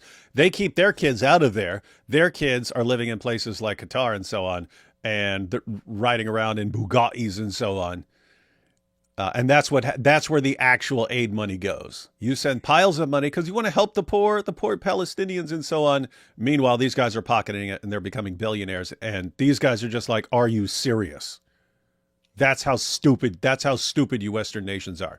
You're giving money to make terrorists billionaires, and you think you're doing a good job. What's up? Here's what's interesting. Here's what's funny. So Israel was already supplying Gaza with a lot of their needs for free. Aside from Israel giving them stuff for free, the nations of the world were all the time responding to the beggary and sending all kinds of funds over to them and giving them whatever they want for free. The leaders of Hamas, they had so much of the supplies that were being sent over to the so-called Palestinian victims that they were filling their own pockets, but also giving so much money to their to the people to live in an okay life. The funny thing that people don't know is that before October 7th, before the war started, the unemployment rate in Gaza was like around 50% or so. Around 50%. Despite that, the living standards in Gaza were better than Lebanon, for example, which is a free country. We're better than half the nations in the world. Far better than South Africa, for example, which is very ironic. Which was the first country to kind of try to get Israel in trouble. So hold on, hang on. You're saying that the situation for Palestinians was already better than lots of other places in the world. Yeah. But we're sending piles of money to them anyway. Yeah. And it's going to Hamas and filling their pockets. Yes. So they were getting used to, so the population doesn't work because the leaders just beg, and they get so much money that the leaders are billionaires. The operatives build massive tunnels from where they conduct military operations, and the population lives in comfort. But the idiots around the world think, "Oh no, the Palestinians need help. Let's send money." Because they're told that. They're told that. Yeah. Especially like in college and so on. Hey, help these poor people. Help these poor people. Help you. I have to say, this has been like in terms of like marketing the idea that you're selling and so on. They've done a phenomenal job at that.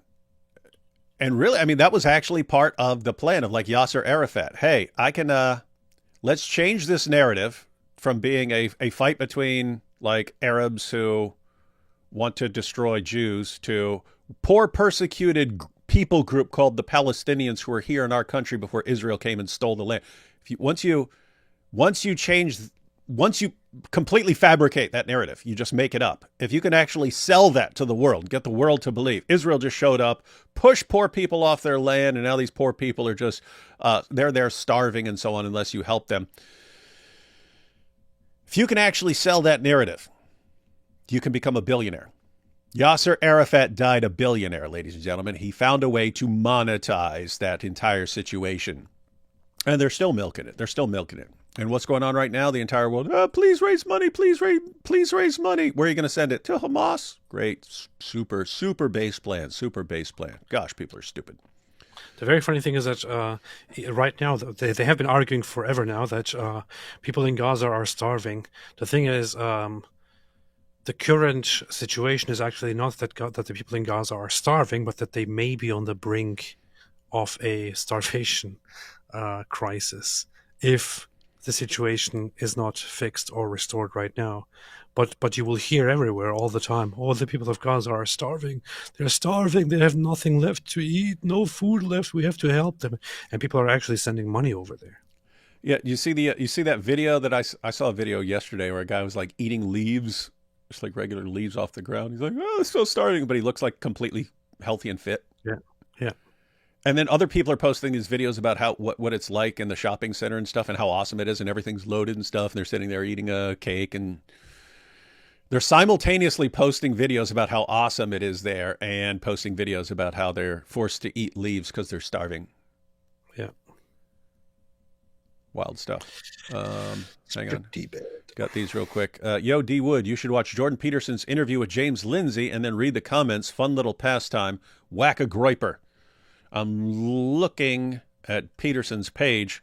Is that the most recent one from 8 days ago? It says, when the right goes too far, Dr. James Lindsay. So that's Jordan Peterson. What did he say a while back? That you've got all these psychopaths on the right now? Yeah. I do not care how old Air Force One is. Taking a gift from Qatar is a bribe. And the Momos are it as one more step in getting them to conquer the world. Yeah, I would be strongly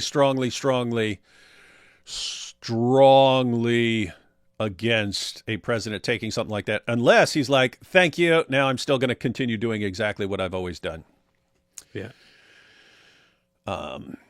In other words, unless you were just clear, suppose the jihadi came up and he said, David, here's $1,000. I want you to, and like he's clearly thinking that I'm going to stop criticizing Islam. I'd be like, thank you for the $1,000. I'm going to use this to blast away your fake prophet.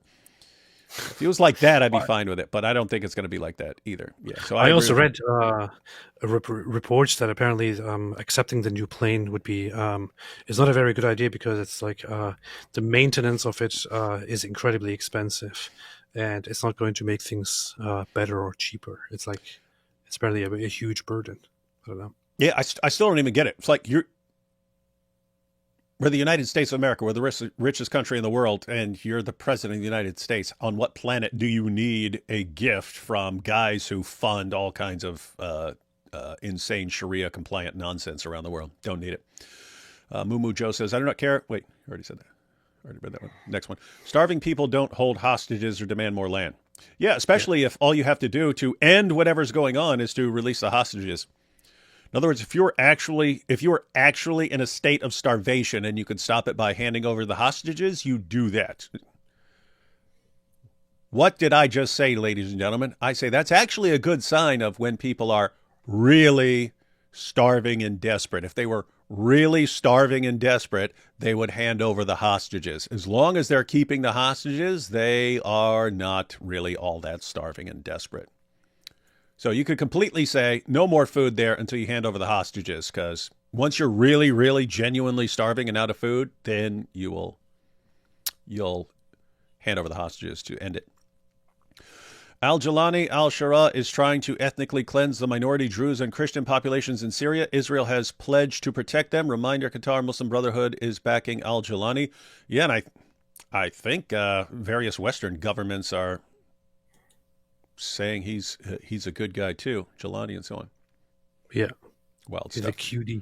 He's so great, and ever since he started wearing a suit, now we know we can trust him. Such a cutie. He's such a cutie pie. Millions of dollars that went into Gaza were largely used by Hamas leaders to enrich themselves, to build an incredibly elaborate terrorist infrastructure throughout Gaza, miles and miles of underground tunnels, very, very elaborate systems, some effectively crawl spaces, others large enough to drive military vehicles from one end of Gaza to the other. And they built that whole infrastructure over the 18 years or so that they governed Gaza. And that was the other way in which they used their money. But the conception, which turned out to be a misconception, was that part of the security apparatus in Israel believed that Hamas leadership were happy with just Guys, I'm rewinding this because this is a very important point. A very, very important point as far as it's part of why Israel thought they were safe. It's part of why Israel thought, okay, these guys are going to fire rockets at us occasionally. They're going to fire rockets at us occasionally, but it's just for show. These guys are not even trying to win. Why? They're all billionaires. The leaders are all billionaires. They really want to destroy their own lives by going to war and end that. Do they really want to win? Of course they don't. They're billionaires. They're billionaires. And so, yeah, they're going to fire rockets. They're not seriously going to do something to really, really attack us, because then we'd have to go after these guys. And they're billionaires. They're billionaires. They don't seriously want to do it. They just want to pretend so they can continue being billionaires. Guys, that's part of the strategy. That's kind of intentional as far as, it's actually good that these guys are becoming billionaires. Why? If they're billionaires, they got too much to lose. You don't want to fight. And so it's kind of okay that these guys are becoming billionaires.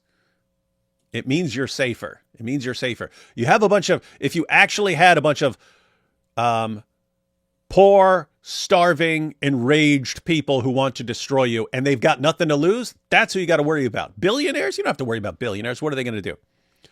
So it was actually a good thing that the leaders of Hamas had become billionaires. They've got too much to lose at that point for them and their children. They want to remain billionaires, and therefore they're not going to seriously ever want to fight. Very important point. Let me back this up because I want people to get it. And that was the other way in which they used their money. But the conception, which turned out to be a misconception, was that part of the security apparatus in Israel believed that Hamas leadership were happy with just being corrupt. They were living in luxury, penthouses. Corrupt was sufficient malevolence. Sufficient. Rather like the Soviet Union and by the 80s. The leaders didn't believe it anymore. They just wanted to drink and have whatever they could in the time they had. Right. And hedonistic materialism trumps fanatical malevolence. And of course, that's quite the theory. Yeah, and many times in history that has turned out to be true. A lot of revolutionary movements have done that. But this turned out to be completely wrong. Guys, so you remember Black Lives Matter and so on, right?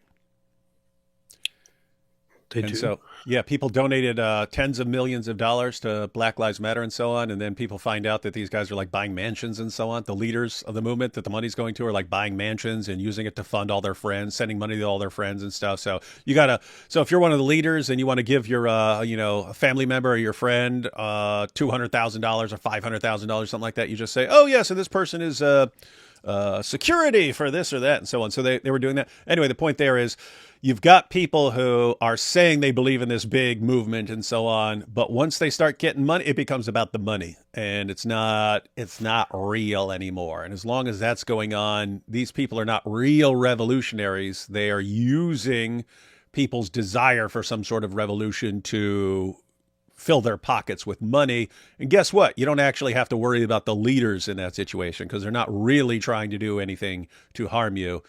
They're fine. They've got piles. They got the piles of money they wanted, and you don't want to lose that. And so we are aware of that. And Douglas is pointing out, here's a situation where, no, they want their money. They actually also want to destroy Israel and are willing to take risks to get it done. In the case of the Hamas leadership, they wanted to enrich themselves, and they wanted to do what they said they were going to do, which was to annihilate the Jews. And if you look... Why not have both? They managed to try to have both. But if you look at, for instance, one of the central figures of the book, Sinwar, Yahya Sinwar, one of the leaders of Hamas, who'd been in an Israeli jail until 2011 for killing Palestinians with his own hands, literally throttling them with his own hands and with a kafir. He was the one who had such a remarkable obituary in the New York Times, if I remember correctly. One of many. Wait, this is the guy where everyone thought was a hero? And like Andrew Tate was like, oh, he died the death of a hero. I wish we could all die a hero's death like this. I wish. Yahya Sinwar was a true psychopath. And I'd known about him for years. A lot of people who studied the region had. He was what would have been called a true believer. After he'd been released in a prisoner exchange for one Israeli soldier who they'd kidnapped in the late 2000s, after Sinwar was exchanged, and by the way, having had his life saved by an Israeli doctor in prison, Sinwar went back to Gaza, seized back control of Hamas, said repeatedly in public statements that he wanted Hamas to go into Israel and tear the hearts out of the bodies of the Jews. On the 7th, he took his best shot at it. And it turned out that what Sinwar said he wanted to do, he did. Get that, guys? So they're pointing out these guys are saying they want to destroy Israel, but you don't actually believe them because they're billionaires. And they're pointing out, nah, some of these guys believe exactly what they're saying. There's another little point. I want to back this up a couple seconds because I didn't want to interrupt Jordan Peterson because he's pointing out something interesting about some of these guys. He took his best shot at it. And it turned out that what Sinwar said he wanted to do, he did. It's very common for people who are extremely malevolent to tell you exactly what they're going to do and then do it. You catch that, guys? Oh, learn that. It's common for people who are extremely malevolent and want to do horrible things. They'll tell you exactly what they want to do, and then they'll do it. And you sit there thinking, there's no way you're going to do that. You wouldn't be saying that if you actually wanted to do it. You just do it. No, I want to tell you about it, and then do it. Hang on, watch. On the 7th, he took his best shot at it. And it turned out that what Sinwar said he wanted to do, he did. It's very common for people who are extremely malevolent to tell you exactly what they're going to do and then do it. You know why, guys? Because it's more fun. It's more fun to tell you exactly what I'm going to do, the horrible things I want to do, and then do it. It's more fun that way. They're saying this guy's a genuine psychopath. That's exactly what Andrew Wilson did before he had the debate with me. He told people what he was going to do to me when he had the debate with me, and then he failed to do it. Andrew tried to be a psychopath and failed.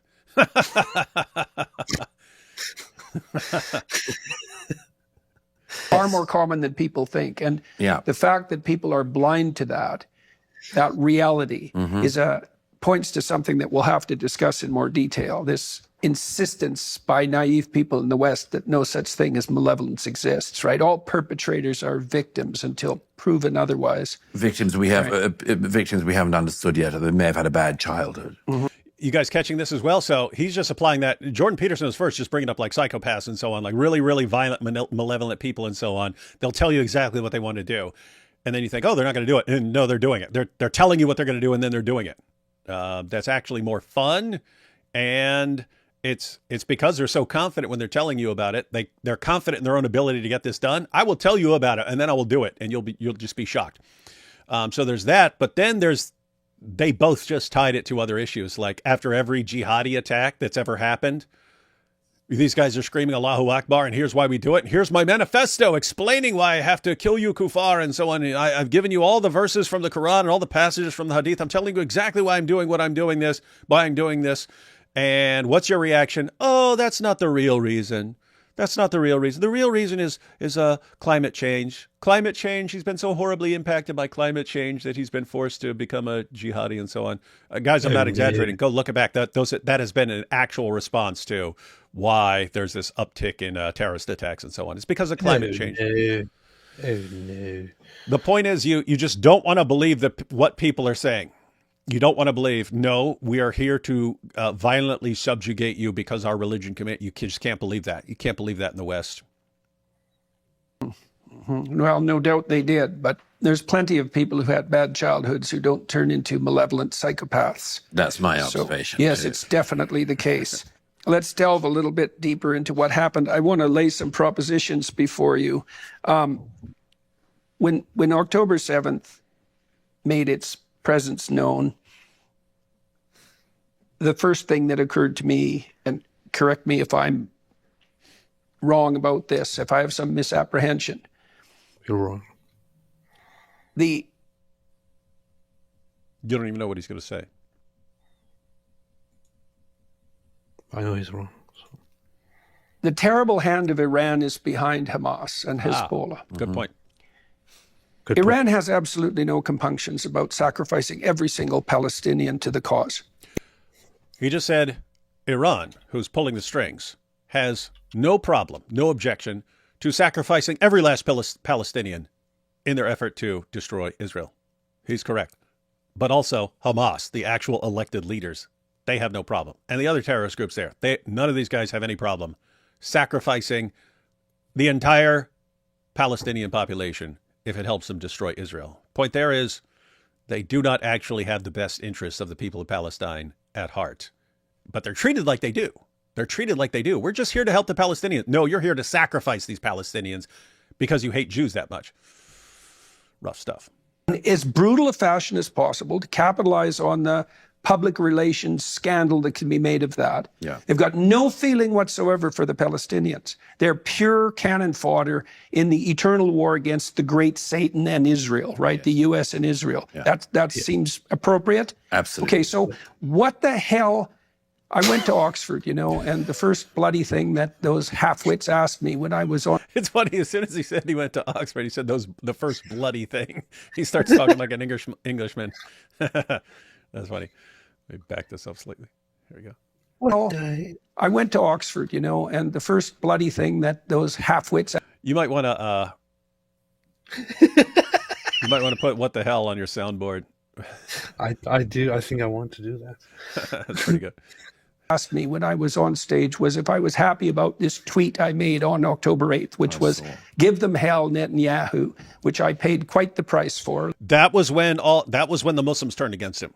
Yeah. You had individual Muslims who had a problem with this or that beforehand, but they were viewing him as a possible ally right up until that tweet, where right after the right when the news of the October 7th attacks was going out there, he said, "Give them hell, Netanyahu," or whatever he said.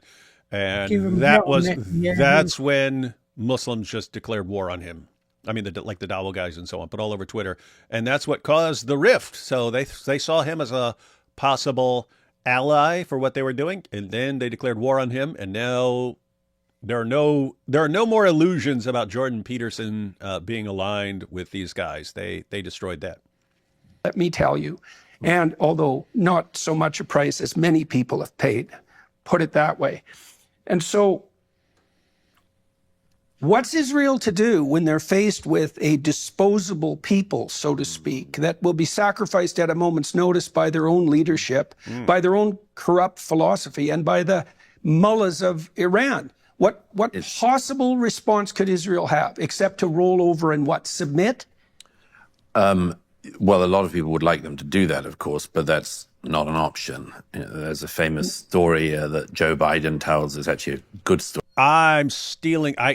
This is funny. I heard this early this morning when I was watching this part, but I watched multiple videos and I couldn't remember where it came from. I couldn't remember, where did I just hear that awesome story?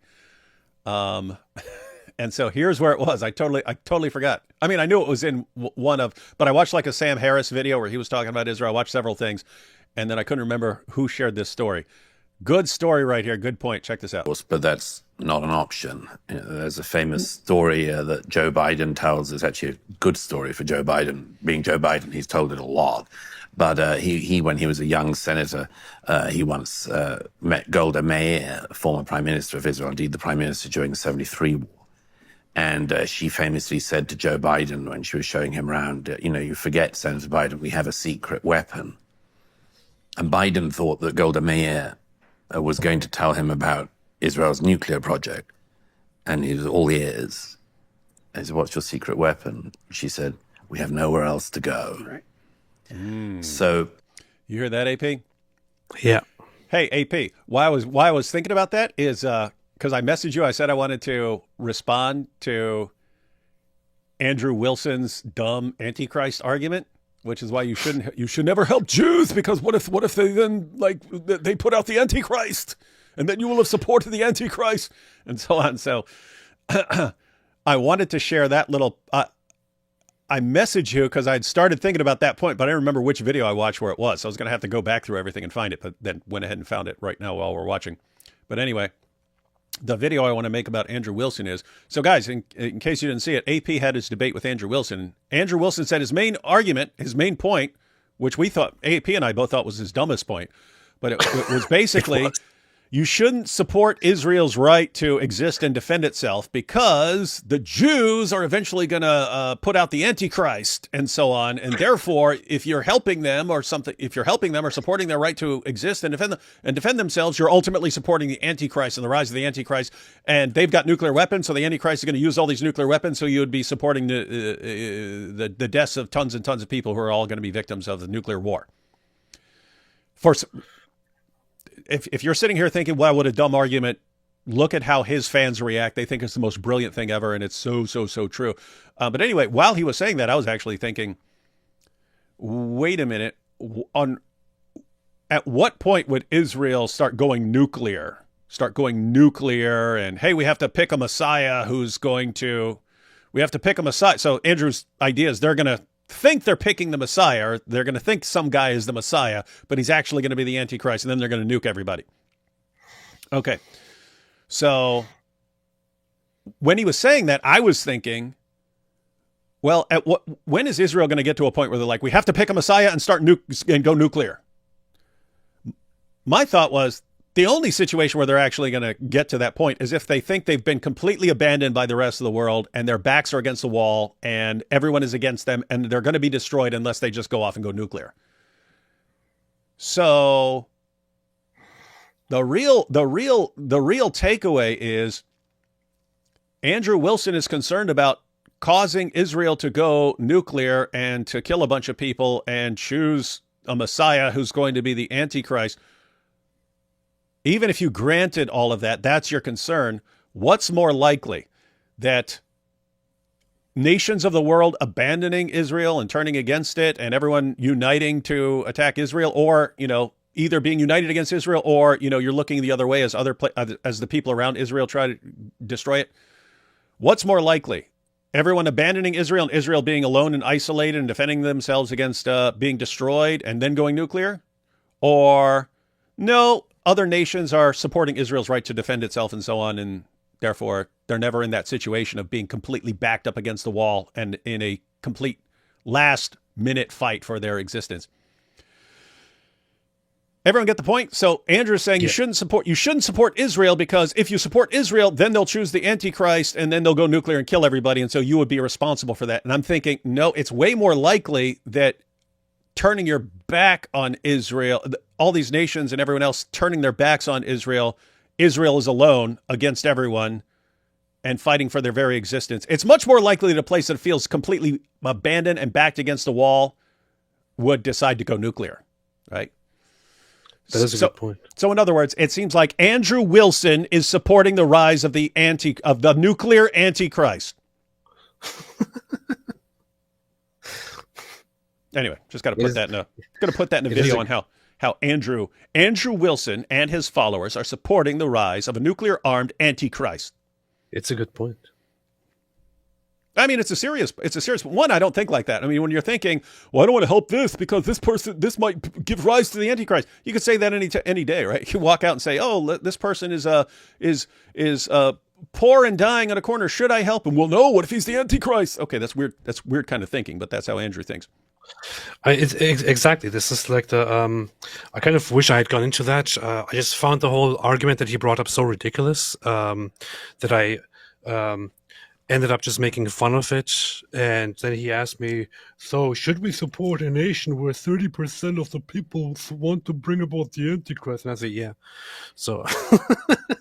But your point was even church fathers who said we should, support the Jews and so on. You still had Jews who want to bring about the Messiah and so on, who are waiting on the Messiah. Yeah. And so they believed that back then, and you had church fathers who were, no, we need to. Yeah, but the thing is, what he was basically doing there was like, if we do this thing that I agree, we may be maybe we should be doing it, but if we do this thing, that it might lead to very, very bad consequences, and it might lead to the bringing of the Antichrist and some weird obsessions. But what he was basically arguing there is that we shouldn't be doing something that is possibly the right thing to do, because it could lead to this very, very catastrophic other thing. I'm sorry, but that is not Christian morality. That's not Christian morality. That's This is correct. consequentialist morality, which is not Christian, right? You don't say you do what is right and what is wrong because it is right and because it is wrong. You don't go, I know that this thing here is the right thing to do, but yeah, I probably won't do it because I think it might lead to catastrophic consequences. You don't act like that. Where do you get this from? And biblically, you don't act like. So think about this: the story of the Good Samaritan. Guys, we just hear Good Samaritan. We think that's a good thing. To hear Samaritan in the first century, if you're a Jew, those are the bad guys. Those are bad guys. Samaritans are bad guys. And Jews were bad guys to the Samaritans. And they both had their concept of the Messiah who's going to come and so on. So following Andrew Wilson's reasoning, if a Samaritan is walking down the street and he sees a Jewish guy who's, been beaten, robbed, and dying on the road, should you help him? Following Andrew Wilson's reasoning, you should not help him if you're a Samaritan, because that Jew believes in someone else who's going to be a false Messiah. It's going to be a false Messiah and who might harm you, and therefore you should not you should not help that person. That's the reasoning. So anyway, yeah, AP and I both thought that was really, really, really weird. But doesn't stop the orthobros from thinking it's the greatest argument ever. But now you'll have to face the reality of this powerful story about Joe Biden and Golda Meir. Anyone who thinks that rolling over is a possibility for Israel is simply somebody who wants them to be gone. What is clever about Hamas and its backers in Iran, the Iranian revolutionary government, is that they know exactly how to put Israel in an even more intolerable situation each time they attack. Uh-huh. So, for instance, they know that if you kidnap Israelis, one of the absolutely central things of the fabric of Israeli society, as with most Western societies, is you don't allow your citizens to remain behind. Yeah. Just like you don't leave your soldiers behind. That if you fall behind enemy lines, if you are taken behind enemy lines, the state will do everything it can to get you back. And that has been a compact in Israel since the foundation in 1948, and a really central thing. Important point here. They actually very much proved that is their thinking as well, because on October 7, Hamas did not only take living hostages back to Gaza, they also took back with them dead hostages. So the goal, their instructions were to take back, to kill people that are fighting, but also to take as many hostages as possible, but not just to take as many living hostages as possible. Of course, they could make use of some living hostages, especially of women. Hey, pause. What? I got to answer something real quick. Go ahead and tell them more about that. I'll be back in a few seconds. Yes. So the idea there was not to just take living hostages with them, because they know that living hostages will definitely be demanded to be brought back by Israel. They also took dead hostages with them, so they killed innocent people, innocent civilians on October 7, and of those killed people, as many as they could, they brought the dead bodies, the corpses, with them back to Gaza. You even have it on videos where they shoot civilians who are in their cars. The civilians then are taken out of their cars and put on the back of a pickup truck and taken to Gaza. So the Hamas terrorists take dead civilian Israelis to Gaza because they know for a fact that Israel will want to have those dead civilians back. They not only want to have every living hostage back, they also want to have every dead hostage back. Hamas knows this. Hamas knows that Israel cares about the hostages. Hamas, on the other hand, they don't care. They really do not care. They don't care about their own deaths. They don't care about anything. They don't care about lives. But they know that one thing, And they say it very, very often. They know that Israelis love life, and they actually say it very openly. They say they love life, or we love death as much as you love life. This is the mentality that Hamas has. This is the mentality that Islamic terrorists in general have, or that Islamists in general have. It's not something that just terrorists say. It's also something that other Islamists say. Mohammed Hijab said it too. Many of you might remember Mohammed Hijab was at a protest for Palestine, and he was saying, "We love death. We love death. We don't care about death. We love death." This is the Islamic attitude. They worship death. Islamists worship death. They absolutely are in love with death. They love death. They don't love life. They don't care about life. Dying is the best thing to them. Killing and getting killed is a great honor. That's basically the Islamic mentality. And David Wood is, oh, sorry, there he is. Sorry. Yeah. And he's back.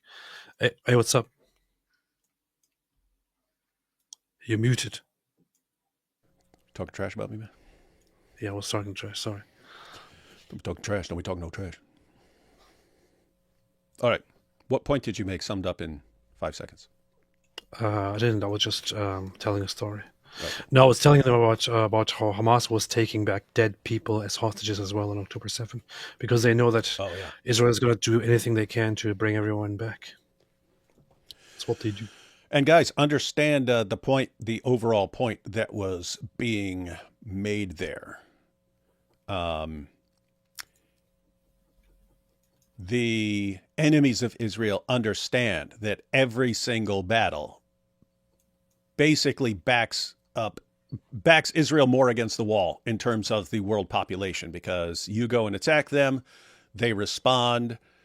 And when they respond, you all go, "Oh, look, they're oppressing us. And this hurts their opinion and turns more people against them, isolates them even more, right? But you understand that. And that's the point of taking the hostages. You understand that because these guys are backed against the wall and they're fighting for their survival, their population has to understand that you're not going to abandon them. You are going to come and rescue them. So it's in your interest to keep taking hostages, hide the hostages in tunnels, knowing that the IDF is going to come for those hostages and knowing that people are going to die. A bunch of people are going to die when they come to get their hostages back. And then so when they come to get their hostages back, you're hiding them in tunnels and so on, and people die. And then you go, "Look, they're just killing people. They're killing the people. Oh my goodness." And you turn more people against them. And each encounter you have, you hurt Israel more and more and more. So this is the overall strategy that he's pointing out. So well, it's and one aspect of it is also, of course, that they not only hide the hostages in such places, they also directly they use. And this is like lots of people, when they hear this, because it sounds so unbelievable and so stupid, they actually use civilian buildings and hospitals and so on to conduct military operations. Yeah, they're about to point that out. They put tunnels and so on into their homes, into kitchens, into He's bedrooms. about to point that out too. Children's bedrooms, Bedrooms, and kids' bedrooms. And the thing is, into civilian buildings, hospitals, and so on. And for those who might still not believe it, for those who might be Christians and who might not believe it, and who might say, "Oh, this is just Israeli propaganda," I pointed out during my debate, and I can point it out again. For those who want to look it up, if you want to challenge yourself, if you don't believe the so-called propaganda, we even have the Gazan bishop, I think Alexios, he said back in 2014 that he is concerned because Hamas is using the church, the ancient St. Porphyrius church, and its compound to fire missiles at Israel in order to provoke Israel to fire back at the church compound. And when they fire back at the church compound and the church gets damaged, they then appeal to Christians around the world and say, "Look, Israel is attacking Christian sites." They seriously are doing this. If you don't believe me, search for it. Gaza bishop says Hamas uses church to fire missiles. You will find it immediately. I'm serious. Isn't it crazy that like you think, okay, they're doing this, but it's so obvious that it's easy to expose, and yet idiots just fall for this over and over and over again, especially young people, like instantly. Like you think this is so, I mean, yeah, they're doing something messed up, but it's easy to expose. You've got people here who are deliberately attacking Israel because they want the retaliation and so on, and they make it so that everything they're doing is about near or under a hospital, near or under a school, near or under a church, and so on, so that when the retaliation comes, it does damage to those things. And they say, look, they're attacking hospitals, they're attacking churches, they're attacking schools. Oh my goodness, what monsters. Who would do this? It's no secret. People have been, they acknowledge that they do that sort of thing. They acknowledge that they do this messed up stuff. They acknowledge that they use civilians as cannon fodder and so on. And yet, idiots keep falling for it. Yes, Christian church in Gaza asked somebody. Yes, there is an ancient church. Said the same Porphyrius church is in Gaza, and Hamas has repeatedly used it to fire missiles at Israel, and it was actually damaged in the current war. And at some point, a building where people were hiding collapsed as a result of damage, and 18 people died. People, of course, blamed Israel for this once again, despite the fact that the bishop himself... They still do. It still comes up anytime I mention Israel. But they're targeting churches to kill all Christians. The bishop himself said Hamas uses it to fire missiles at Israel. So interesting stuff. As new, and I have lots of testimony from people who, for instance, overheard terrorists on the morning as they were lying dead or other things, heard the terrorists at, for instance, the Nova Party debating which of the young girls they should shoot and which they should kidnap. And, you know, there were debates that they might have had too many girls to take back, for instance. But Hamas did the kidnapping knowing that to have 250 Israelis in captivity is to have an unbelievable advantage over the Israelis, because they're going to have to come in. They're going to try to save them. They're going to try to rescue them. They'll exchange hundreds of terrorists for single Israelis. It's I remember this was several months ago. I talked about how many hostages were still being held, and people were responding, "Oh, but yeah, they're all dead now. They're definitely dead." And I was thinking, you don't really, these hostages are worth their weight in gold, unless there's some reason for killing them, like, hey, we got someone approaching, they're approaching or something like that. You do not want to kill these hostages. These are worth their weight in gold.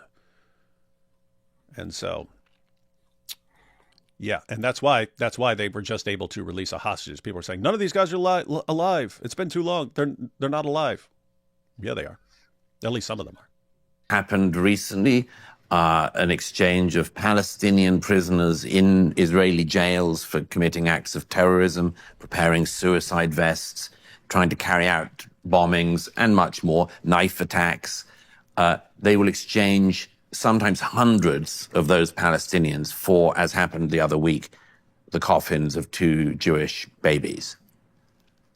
So, well, one of the things that's striking about your book is your continued explication of the Hamas and Hezbollah terrorists, psychopaths, their willingness to exploit every element of human decency to wage the most destructive possible of wars, yes. Right? So the tunnels, let's go into that for a minute. So Gaza is 11 by 11 miles. Little side note, Jordan Peterson doesn't seem to be very, very fond of psychopaths. Yeah, he doesn't like him. It's pretty off-putting, That's probably why he didn't invite you. Very rude, very rude. Approximately 140 square miles, 350 miles of tunnels, right? Longer than the London Underground, which is a stunning fact. Stunning fact. Longer than London Underground, and as I joked to the British military friend, rather better run. 6,000. That's messed up, man. Longer than the London Underground. So, guys, that's London's subway system. London is actually huge, guys. London is actually huge, and they got these trains that go everywhere, all over the place. And Gaza has more. That's for trains and so on. And he's just pointing out these guys have more tunnels than the London Underground under Gaza. And he says it's a better run.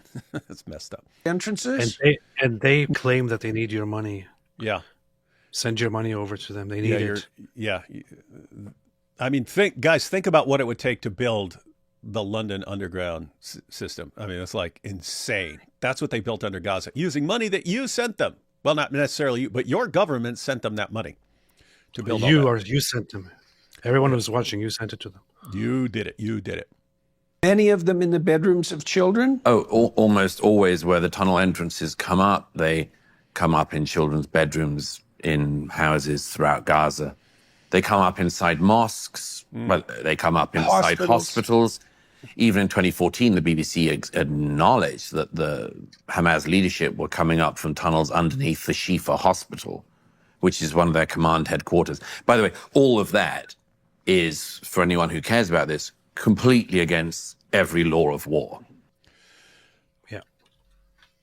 Everyone understand this? You put all these tunnels, you put your entrances, hospitals, kids' bedrooms, mosques, wherever, so that when the IDF has to go and go into that tunnel, they are simultaneously shown to be attacking a mosque, attacking a hospital, attacking a poor innocent civilian child's bedroom. Smart. It's not only that, which is the very sick aspect of it. It's also that Hamas knows very well that the safest place for them will be a child's bedroom, for example, or a hospital, because despite Israel having to attack and having to conduct an operation there at some point, those are places that that Israel will attack last. Mm-hmm. They know this. So they know that their enemy actually cares about the rights of the Gazan civilians, and they actually exploit that. Yeah, so they use it because, I mean, think about it. It's brilliant, but it's evil. And as Douglas Murray's pointing out, you're not allowed to do this as far as like regulations about war in the world.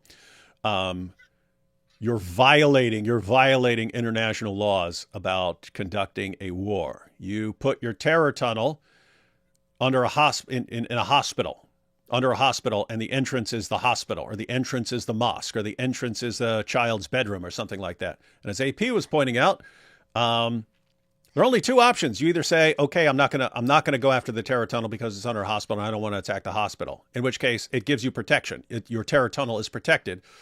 Or you say, you know what, I've got to get that terror tunnel taken care of, so I have to go to the hospital, in which case you are attacking a hospital, and that's how you'll be represented in the media. These guys are really good at putting Israel in these situations where either way we win. Either you don't attack because it's under a hospital, or you do attack and you're attacking a hospital. Either way we win. The Geneva Conventions, every convention of war is you are not allowed to fight. You're not meant to fight in civilian clothing. Mm-hmm. You're not meant to fight and fire from places of worship. But you're not meant to stockpile ammunition in hospitals. But you're not meant to make civilian homes targets. They do. For reasons that our species thought we all understood. Sufficiently victimized perpetrators have no reason to abide by any standards. No, How and about of course, that for an argument? And of course, militarily, this is all to Hamas's enormous advantage. Massive advantage if you just don't care about anything remotely resembling a rule of war. Because again, they know that if there is a stockpile of ammunition or a terrorist or a tunnel entrance or whatever in a civilian home, and even if the Israelis tell all the locals to get out, the world's media will say that Israel bombed or invaded a civilian home. Mm-hmm. Or a hospital or a place of worship. There's a member of the Israeli None of those words have the same meaning. None of them. In Gaza that they do in the West. None at all. It's whenever it's reported that, that a hospital has been hit, it's usually reported in the world's press, as Hamas wants, that the Israelis just decided to bomb a hospital, as if they're so evil, these Israelis, that they even bomb hospitals. There was a member of the Israeli War Cabinet, Gadi Eisenkot, who I quote in the book because he lost his son fighting in Gaza in the aftermath of October the 7th. And the next day he lost his nephew, also fighting in Gaza. His nephew was killed because as the Israelis were trying to do this incredibly delicate military operation to get back the hostages, destroy the leadership of Hamas, and minimize any possible civilian casualties, Gadi Eisenkot's nephew was fired upon from a mosque by Hamas terrorists who gleefully opened fire on him and his unit. And they were meant to be sticking to Hamas were doing that. The Israelis were trying to stick to the normal laws of conflict. Guys, get what happened? So this guy's nephew doesn't want to attack a mosque, but he's being fired on from a mosque. And if you respond and shoot back, it's all over the world. Look, they're attacking a mosque. People were just in there worshiping and they attacked the mosque. Look, here's pictures of all the bullet holes in the mosque. They're attacking the mosque. What could they do that? Oh no. And not just destroy the mosque. And so they lost soldiers. This is another example of the way in which Hamas do this. Any normal society that valued the life of their own civilians, like America, Britain, Israel, would, if it knew that its people were going to come under bombardment, often do what the Israelis did in the south and indeed across much of the country, which is you build bomb shelters in every home. And you have bomb shelters in every civilian area. And across the south of Israel, that's the case.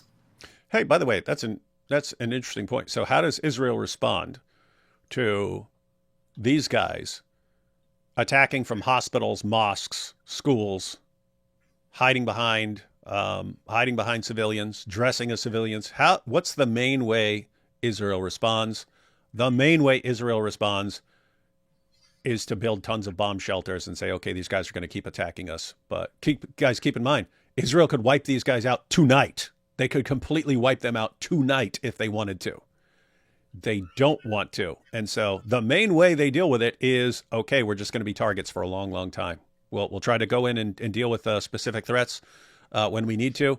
But the main response is we just have to deal with this. We have to deal with the fact that there are people who are firing at us from mosques and hospitals and so on, and we can't just go level the place. And that makes them the bad guys when they actually do say, hey, we have to go after these guys because they took hostages or these guys killed a bunch of our people. So we have to go after them. And then they're the bad guys. And even if they sit there and do nothing and just hide in tunnels, even if they just go and hide in shelters and so on when the rocket attacks happen. And so they're still the bad guys. Doesn't matter what they do. They're the bad guys. As it is in the north, because it's been being shelled by Hezbollah for 20 years.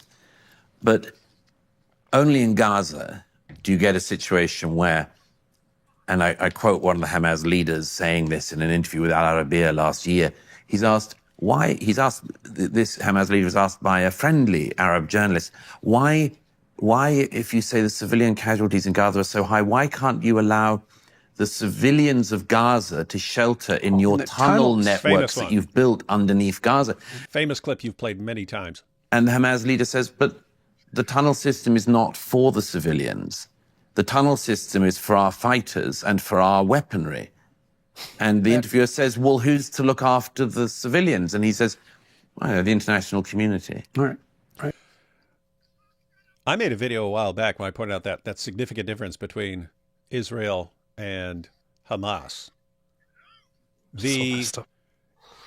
The shelters in Israel are for the civilian, men, women, and children, to run and hide in. They're not for the soldiers. When something happens, the soldiers stay up there and fight while the civilian men, women, and children hide in the shelters. Exactly. Hamas builds underground shelters all over Gaza, a whole tunnel network and places to live and so on underground. When there's fighting, it's the soldiers who go hide and they leave the civilians above ground. It's like they're exact opposites. On one side, soldiers stay above ground and fight, civilians run and hide. On the other side, soldiers run and hide while civilians have to stay up and deal with the situation. Very, very, very, very, very different mentality there. But if that's all I knew, about two groups, if I didn't know anything else about these two groups, and I said, okay, on one side, they send the civilians to hide and the soldiers fight. On the other side, the soldiers run and hide and leave the civilians to deal with the situation. I would say one of those sides is seriously more messed up than the other, if I knew nothing else about them. Well, that's just testament to the fact that the Palestinians are essentially cannon fodder for the eternal war Exactly. against Israel and the United States. Yes, but it's even worse than that. That of course, an army that fights by the laws of war, which the IDF does, like the American Army, like the British Army, makes mistakes for sure, like the American Army, like the British Army, but that fights by the laws of war. When it encounters a terrorist army like this, the civilized army seeks to minimize the civilian casualties, as the IDF has done, and anyone who claims that it hasn't just does not know what's been going on for the last 18 months. And believes Hamas reports. And believes Hamas reports. Which why would anyone ever believe Hamas reports? Yeah, you're going to believe the reports of the guys who became billionaires by...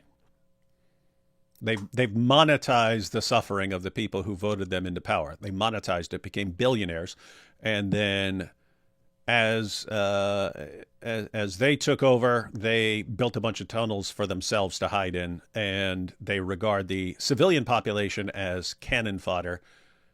Who are we going to listen to? What reports are we going to listen to about what's going on? We're going to listen to them. That's what every media organization does. Hey, Hamas, what's the latest info that you want us? What's the latest propaganda that you want us to spread around the world? Well, I was listening to those who make lots of money because they seem smart, yeah. Yeah, if you made lots of money and you were able to use this whole situation to your advantage and to become billionaires, you're obviously very wise, and we should listen to you. It's. I mean, actually, so what he just brought up about Israel just living with the situation, and what you just brought up, just living with the situation, getting used to it, just building shelter and all that while the soldiers are fighting. I got this book, this little kid's book, a while ago because I thought it was a very, very interesting example of how things are in Israel. So this is a children's book written by some Israeli person, by some Israeli guy, Israeli father, I believe, written to read to kids in Israel. And it's basically Under the Rockets Glow. It is a book about how you explain to your children who are going to sleep at night that there are a bunch of lights and a bunch of rockets in the sky all the time over there, and why this is happening. And it's basically it goes into whole explaining how there is too much hate in the world, and people just over time it then goes to the Bible, back to biblical times, and how there have always been trials and always been oppression and always been hatred against good people, the people of God, and so on. But that these are just things that we have to go through and live through and somehow survive and so on. But it's just this is the situation, This is how they live. This is you have to explain to your child, well, we just have to live in a world where the other side just wants to fight with us and fire rockets at us and wants to kill us, but we have to keep our hopes up and our faith and so on. And AP, this actually ties into something I was mentioning earlier. Mentioned how all these houses, anything, Airbnb, they all have these safe rooms. They have these safe rooms. These heavily armored safe rooms and so on. Over and over again, we saw what? That as far as the people who just ordinarily live there, those are the kids' rooms.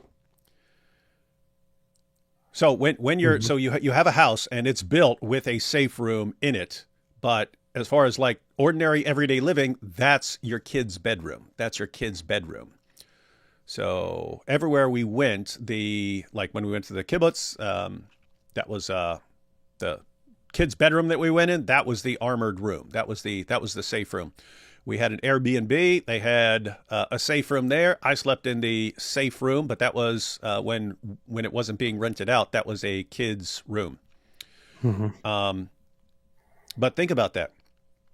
Your child lives in this big armored room. Why? Why do I live in a big armored room at night? Why do you have me sleeping in this? Looks like a bank vault, basically. Why do I sleep in this bank vault? Well, because there are a bunch of people who want to destroy you. And sometimes, if there's an attack in the middle of the night or something like that, we don't have a lot of time to react. We want you safe in that safe room. If Hamas were designing places like that, they would design the safe rooms for themselves, and they would put the kids up on the roof. That's what they would do. Yeah. And those are the good guys, according to college students around the world. Bunch of idiots. I go to a mass murderer to find out their account of their actions, you know. But the point is that when an army like that encounters an army that not just desires death for its enemy, but desires death for the people it purports to govern, and with a kicker in it, seeks death itself. This is a realm of fanaticism and what I call it's a death cult, a cult that literally worships death. The leadership of Hamas, who I quote in the book, have for decades boasted about the extent to which they love death, embrace death. And one of the underlying things in this book, as you know, which we'll come on to doubtless later, but is what happens if a society that actually values life encounters a death cult that worships and glories in death for its foes, but also for itself. Ha! I pointed that out in a video I made probably a couple weeks ago. But guys, I was pointing it out in the context of Hamas's founding charter, right? So you go to article, whatever it is, like 7 or something. I think it's article 7. That's where they say that no matter how long it takes, they're going to carry out Muhammad's prophecy that the Jews will be hiding behind rocks and trees, and the rocks and trees will cry out, hey, you know, there's a Jew hiding behind me, come and kill him, and so on. That they want to fulfill this and exterminate Jews.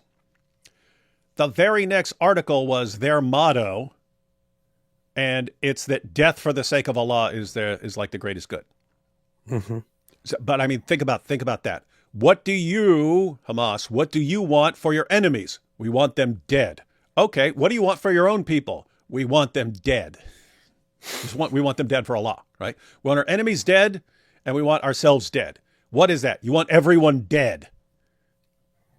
Okay, that's a death cult. That's absolutely indisputably a death cult. You want everyone to die for your God you worship, the God of death, apparently, because Allah wants everyone dead. He wants your enemies dead. He wants you dead. He wants you dying for him. He wants your enemies dead.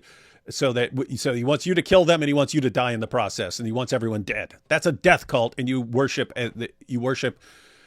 a pagan god of death. That's what you do. Interesting stuff. Let's take a couple super chats, and then there's not too much longer left. Butter framed in gold says merch idea: toilet paper with Quran verses quilted into it. You are way behind the times. There's like millions of people who have suggested that. And AP's got rolls. Chalcedon 451. Nice try, Arctic Based. If that is your real name. You should change your name to Arctic Cringe. Cannot actually watch this properly, Celeria says, this time, but I figure I'll send a little bit your way and say hello anyway. Salutations, my brothers. Thank you, Celeria. Sleep well. JP is turning red because he is becoming more lobster-like. Jordan Peterson loves the lobsters. The West is not too weak, it's too coward. Yeah, I think that's what it means. It doesn't mean too weak like militarily or anything else. It means too weak like as far as your will. It's too coward. Sometimes all you need is a strong bladder like you guys have to fight against radical Islam. Jesus protect you. Thank you. Thank you. Oh, no. Here we go.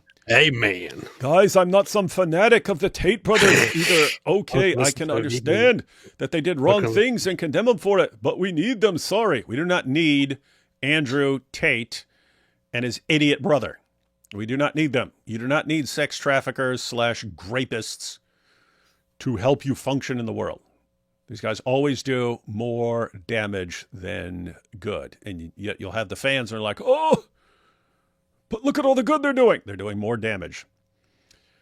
Philosophically Inspired says, for the Constantinople Crusade Fund. Thank you. Thank you. AP's going to need lots of funds to take back Constantinople. A plug for Raymond Ibrahim on Winston Marshall. What, do you make a video about that? And here's Tarun again. I think he should be the PM of UK. I do support the Brub Party. Doesn't exist anymore. His personal character and history aside, Trump is not exactly a saint either, but Trump and Tate are what is best against the red left. I assume you have to be joking. Tate is an absolute scumbag. He's a narcissist. Now, Trump, I would say, is also a narcissist, but he's more high-functioning than Tate is. Everyone keep in mind, I do not think that a personality disorder is a deal breaker for accomplishing something. If there are certain situations where if I had to pick someone, I would say, let the psychopath deal with this situation, or let the narcissist deal with this situation. If it's a situation where you can take a narcissist, and if you can actually get him to think that, hey, I want to be remembered as this great guy, because that's what a narcissist wants. And in order to do that, I have to do really great things. Guess what? He might end up doing really great things. If you take an absolute scumbag who's just hell-bent on just beating the crap out of women and him feeling more powerful because of this, and that's the kind of narcissist he is, you do not want that guy in charge of anything. So take your veganism somewhere else, Tarun. Scenario, you have no, I don't buy you vegan. He's like, oh, but Andrew Tate will help us all become vegans. Scenario, you have a very beautiful wife and 3 gorgeous daughters. You have to go away for 6 months, and you have to choose between Jesus and Momo to stay home and look after them. Who do you choose? Well, if you want to go the Muhammad route, you can. You just have to, your wife and daughters would all have to breastfeed Muhammad during that time, and then he would be a mahram.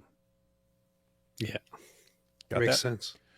Tarun, here we go. Look, instantly, I even see vegan right on there. I hope you guys will understand. We have a great relationship of jokes of me being vegan. I hope you guys will not discard me for this. Just want the best. I don't care about your vegan super. Vegan, yes. Everyone just has to eat wheatgrass soup, wheatgrass kebabs, wheatgrass and wheatgrass sauce. Not good for you, dude. Human beings are apex predators. That's what we are. Not in the sense that like Daniel Hikikachu or Muhammad are predators, but in the sense of like hunting down other things and eating them. Hope y'all have a blessed... What's up? Or Andrew Tate. Or Andrew Tate. Hope y'all have a blessed rest of your night. Stellar content. As always, Jesus is Lord and Savior. That's true. Amen. David, Amen. David, you are the funniest psychopath I know. Yeah, psychopaths are always hilarious. Going to send this to my ex-boss. He's young, Christian background, Middle Eastern, thinks Israel's committing geocide. Trying to show him the truth. It's actually better to. Not all comments will go through if you're posting that word, so it's actually good to spell it in different ways and so on. But is geocide like killing the world or killing the something entire like world? Yep. Yeah, Viking Crusader. I don't know if you're talking about sending them this live stream or the original video. I would recommend sending the original video to them. I would recommend that as well. Yeah, it's an hour and a half. Super dope stuff. Powerful stuff. And everyone who's watching, by the way, you got a lot of people with a lot of crazy ideas supporting a lot of terrorists and don't even realize it because they're stupid. So you have to inform people. So find some good videos and share them. Same people supporting Hamas rage against capitalism. That is true. Yeah, notice who unites. The communists, the socialists, the jihadis all constantly end up on the same side of things. Hamas leaders watching the war from Qatar while eating champagne and caviar. Yeah, they're probably drinking champagne, but... Leb priest's followers have now anathematized me for condemning Islam. It is apparently the unforgivable sin to support Israel, as a Lebanese Christian Middle Eastern should be ashamed. Buffoonery. You hear this, AP? I'm not sure what kind of Lebanese you're talking to. I have found that the Maronites are pretty based usually. which just makes me think again. Maybe it's the Catholics are just the good ones. I don't know, but so the Maronites are usually pretty good. I know that some others in Lebanon, which are the minority, might not be very, very good. Yeah, Abraham, just tell this priest that there's a new Orthodox Pope. Yeah. His name is AP, and he's willing to debate. So say that. Say, hey, why don't you have a debate with the Apostate Prophet? Watch him tremble in fear. Let him debate me. Yep. Many of those supporting Hamas would rage against capitalism, but the people getting their support are exploiting capitalism to get rich. Yeah. Uh-huh. I'm nervous for my confession this week. It's been a very long time. What would you recommend? Lord be with you. Do you have any recommendations, AP? Well, that's my confession this week. Hey, do you Orthodox dudes have that thing where you go to confession booth? No, in Orthodoxy you also have confession, but it goes differently. It's not the same way as in Catholicism. Do you go to a priest to confess? You go to a priest, but I haven't really done it yet. I'm supposed to do it for the first time. I hope that priest has a lot of free time on his hands. But I think there is a difference in Catholicism you're supposed to sit down in a booth and talk to the priest and so on, whereas in Orthodoxy, I think as far as I understand it, you basically have your priest in your presence while speaking basically to God or something like that. Yeah.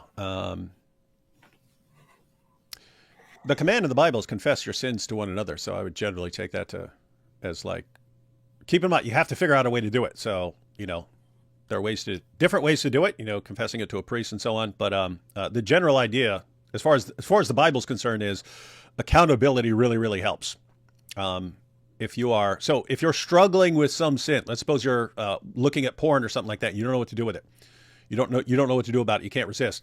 Accountability is a big issue. So whether you're talking to some leader or something like that, even talking to like one of your good Christian friends and so on, hey, man, I have this problem. Can we talk about it? And then having someone with whom you are accountable can help you deal with things. Because then that person, you're going to have to be talking to that person about it. Because that person's going to ask, hey, how you doing, man? How you doing with that problem you were dealing with? So yeah, whether you are Catholic, Orthodox, Protestant, whatever, make sure you are accountable to someone. Yeah. I found that, on one occasion, without being a formal confession, just going to my priest there and telling him about, I did this thing wrongly and want to tell you that. I wasn't even thinking of it in a sense of confession, but I went up to him because I was feeling very, very bad after the service and told him, and he was like, thank you for confessing, he said, and may God forgive your sins. And I felt so good afterwards. It's like such a relief, actually. I don't know. But it also teaches accountability, and instead of burying it inside you and just not doing anything about it or trying to deal with it on your own, it really doesn't help. Instead of this, confessing, having somebody respond to it, and then thereby actually working on it really is incredibly helpful. Rory here says, I'm accountable before the Lord Jesus Christ. Yes, but in the Bible you're told, confess your sins to one another. Yes. Why? It is, matter of fact, you have other people here pointing out, Fat Reformed Baptist says, accountability is necessary. I guarantee you, Rory, if you actually went to studies and so on of people who are trying to deal with their issues just by themselves versus people who are accountable to other people, the people who are accountable to other people would do massively better. And so the problem that you have in the world is everyone now is worried about embarrassing themselves. Like, hey, I'm going to be embarrassed if I tell my friend or my priest or whoever that I'm struggling with this problem, whatever it may be, struggling with drinking or gambling or whatever. If I tell someone about this, that I can't stop myself from doing this thing, I'm going to look like, I'm messed up, and that's going to bring shame on me and stuff. So I'll just try and deal with it myself. When, if you seriously want to deal with the problem, you are much more likely to be successful in dealing with the problem by being accountable to other people who can help you. And so again, yeah, of course you're accountable to God. Of course you're accountable to Jesus. Obviously. But those same scriptures tell you to be accountable to other people. And here, Lege Math I Gay On says, by Moses, he is on to us. We are attempting geocide in the name of the Schofield Bible. That's true. That's true. All right, let's watch just a little more of this. Let's see what happens.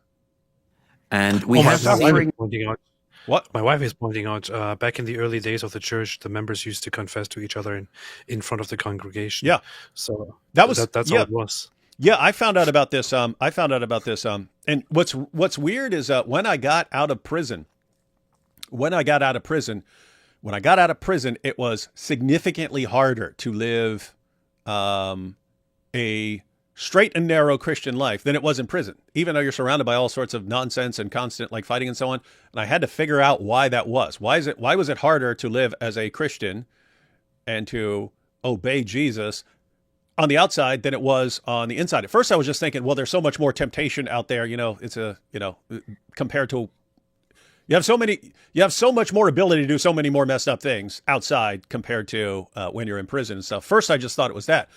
Over time, I realized first it was I was listening to Gary Habermas, and he was breaking down the disciplines of being a Christian. So disciplines, these are, we think of discipline as like, punishing someone or something like that.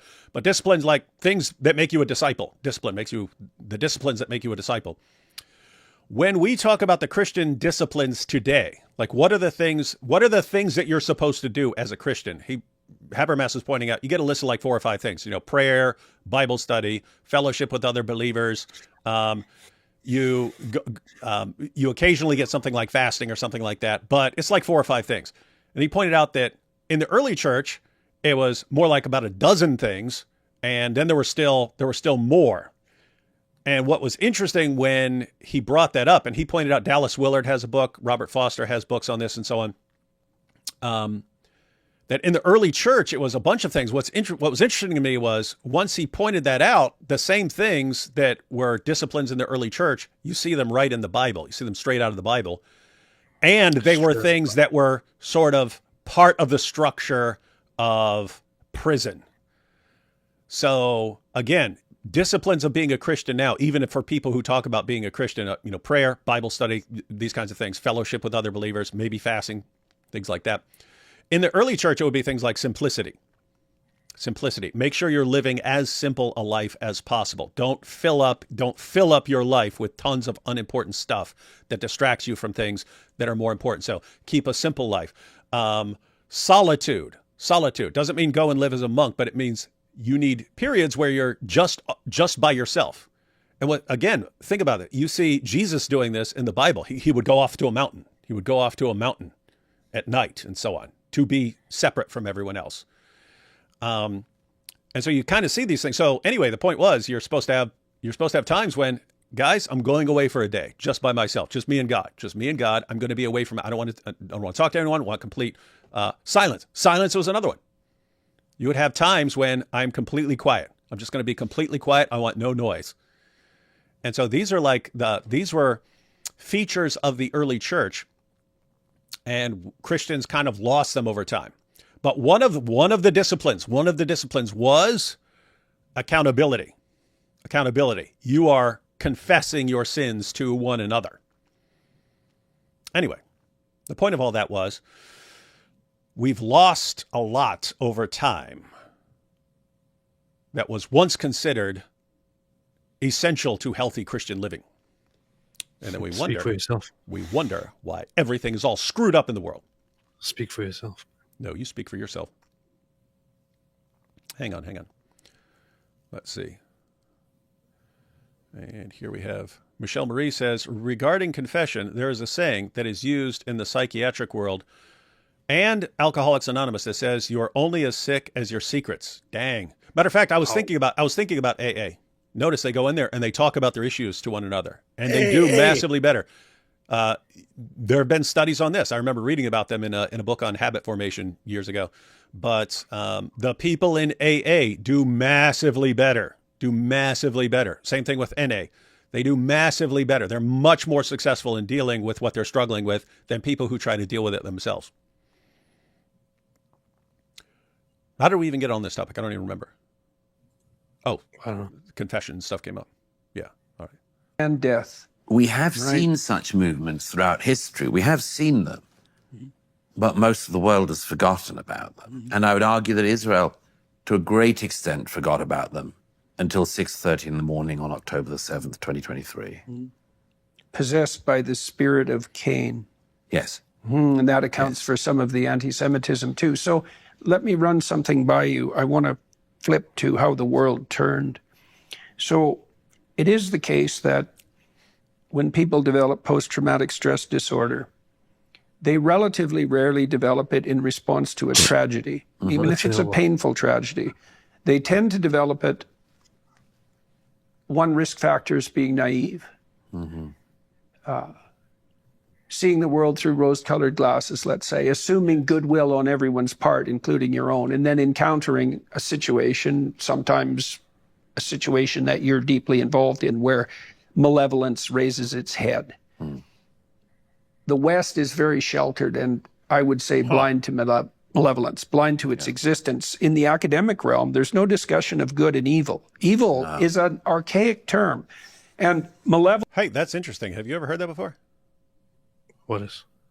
He was talking about PTSD, right? He said that people tend to get PTSD because they don't think things can be that bad. And then they're exposed to how things really are. And that messes them up. It's like they were just completely psychologically unprepared. So the idea is if you actually understood, no, this is how messed up people are. And this is the screwed up stuff they do. I do very well know that, and I also became very well aware of that, and I also very well experienced that. You wouldn't understand because you're a psychopath, but yeah, it's pretty messed up, man. The world's a dangerous place. I'm aware of that. Is a consequence of trauma, right? A consequence of privation. And that's simply not the case. No. I kind of cut it off because I paused him mid-word, but he was saying malevolence. We in the West, people in the West tend to think, especially at the academic level and so on, malevolence is a sign that something wrong happened to you, and that's what turned you into that. And so, you were traumatized somehow. That's why you're bad. And therefore, we just need to be extremely nice to you, and then you'll change, right? That's the idea of how people thought they're going to deal with jihadis. Well, they've been mistreated by so many people, and that's why they're doing this. And so if we just, be extremely nice to them and praise their religion and so on, their hearts will melt. And then, it's not how the real world works. And it's now, I read a book a while back, and I don't remember which one it was, unfortunately, but it described the erasure of the Byzantine Empire from the Western imagination. I was a relatively old person before I really had any sense at all of the extent of the Byzantine Empire or the catastrophe of its demolition. And the author of this particular book believed that the defeat of the Byzantine Empire by the Islamic world, and maybe by the psychopaths of the Islamic world, was... Can you go 5 seconds without calling someone a psychopath, Peterson? Which would just be the Islamic world. You're giving people a bad name, man. So traumatic to the West that we just erased it from our historical memory. And then it seems to me, Douglas, that something like that is going on right now. Yes. I mean, let's talk about the universities for a moment. Now, there's a fair bit of pathology in... We'll let them talk about the universities, and we'll call it a day. On the issue, because people are still, a bunch of people are interested in the accountability thing. I never sort of wrapped up that thought that, hey, you had... Constantinople will be taken back! That's true. Sorry. That's true. Sorry, I had to say that. I know. You can just blurt that out anytime you want, because that's like the rallying call. But so accountability. Didn't know what happened. I didn't understand what the difference between prison and life outside of prison was, and why it was actually harder to live as a committed Christian on the outside than it was where in prison it was just comparatively like really, really easy. It's just very, okay, I'm a Christian now. I spend my day reading the Bible and so on. Anyway, I just thought there's so many more distractions on the outside. And that's part of it, right? But that's interfering with simplicity. Remember, simplicity is one of the early Christian disciplines. And you see it all, once you're aware of it, you see it all over the Bible, the emphasis on simplicity. But think about that. Prison. There's lots of stuff going on. There's lots of people wanting to, you're surrounded by, people who committed various crimes. Life is very simple. You wake up, guess what? You get waken up by the guard. The guard is going to wake you up for count time and so on. And then, throughout the day, you have everything, your entire day is already planned out for you. Here's the times when you have to be there for count time. Here's your job you do. Here's the free time you have. Here's when you go to the rec yard and lift weights and so on. It's all right there. It's very simple, over and over and over again. Accountability. You are surrounded by your Christian brothers in prison. You're always within eyeshot of Christians. You're always. So accountability to your fellow Christians who are there, it's built into the system. There are all these things that are built into the system that are basically components of Christian living in the early church, and they're sort of imposed on you. And then you get out and that's all stripped away. And it's like, wait, what's going on? My entire framework for living and so on has radically altered. Anyway, interesting stuff. Should make a video about that one day. Might be cool. Anyway. Universities a fair bit. It's like top to bottom. They're absolutely incorrigible as far as I'm concerned, especially the Ivy Leagues. They should be ashamed of themselves. They should be deprived of all funding as far as I'm concerned. In any case, the protests that emerged there and all across the world, you detail out, and with some great sadness and amazement. But I think part of it is that it's not within the purview of the people who are protesting to replace their theory that the victims are uprising with the notion that a malevolent cult of death that worships sadistic suffering and annihilation exists. Mm-hmm. It's too far outside their worldview. Now, there's more to it than that, because Iran is, you saw that the Ayatollah, this is the most amazing thing. It is fun. It's such a simple idea. Guys, there are people and ideologies that are way worse than you think, and they're evil. No, that can't be. Anything that's bad is just because they've been mistreated, because people are so good. And Islam is so good because, any religion, well, actually Islam is the only good religion. Any religion is good except Christianity and so on. These are the ideas in the Western elite. Himself congratulated the American universities, or the universities of the UK for that matter, too. He congratulated the Western students for joining the anti-colonial struggle. Not mentioning to the students that, of course, Ayatollah Khamenei, had ordered the gunning down of their contemporaries across the streets of Tehran in 2009, and on many other occasions. A minor issue. But when Iranian students come out on the streets to protest against the actual oppression of the Islamic Revolutionary government in Tehran, Ayatollah Khamenei, who congratulates the Western students for uprising, shoots the students who uprise in Iran. But that's a detail. Yes, it's an ignorable detail, clearly. We'll go ahead and this conversation goes on. There's a link to the full interview in the description box. But just think about that point right there, that you've got the mullahs of Iran cheering on the student protesters at Western universities. Yeah, you're doing a great job. You're such wonderful people. Yes, stand up against oppression. Why? Because they're protesting against Jews and Israel. Meanwhile, you've got protesters in Iran who are actually just want basic human rights and freedoms. And the same regime that is cheering on student protesters in New York is killing protesters and raping and everything else in Iran. And people still take it seriously. Yay, the mullahs are on our side. You stupid idiots. My goodness. Not Such says, are there that many Christians in prison? Yeah, I mean, they obviously weren't committed Christians. I mean, they can be, because keep in mind, you can be like the best person in your neighborhood your entire life and screw up for 5 seconds, do something bad for 5 seconds, and you end up in prison, right? You can. People do messed up things. So you can have someone who's just a good Christian and does something bad at one time.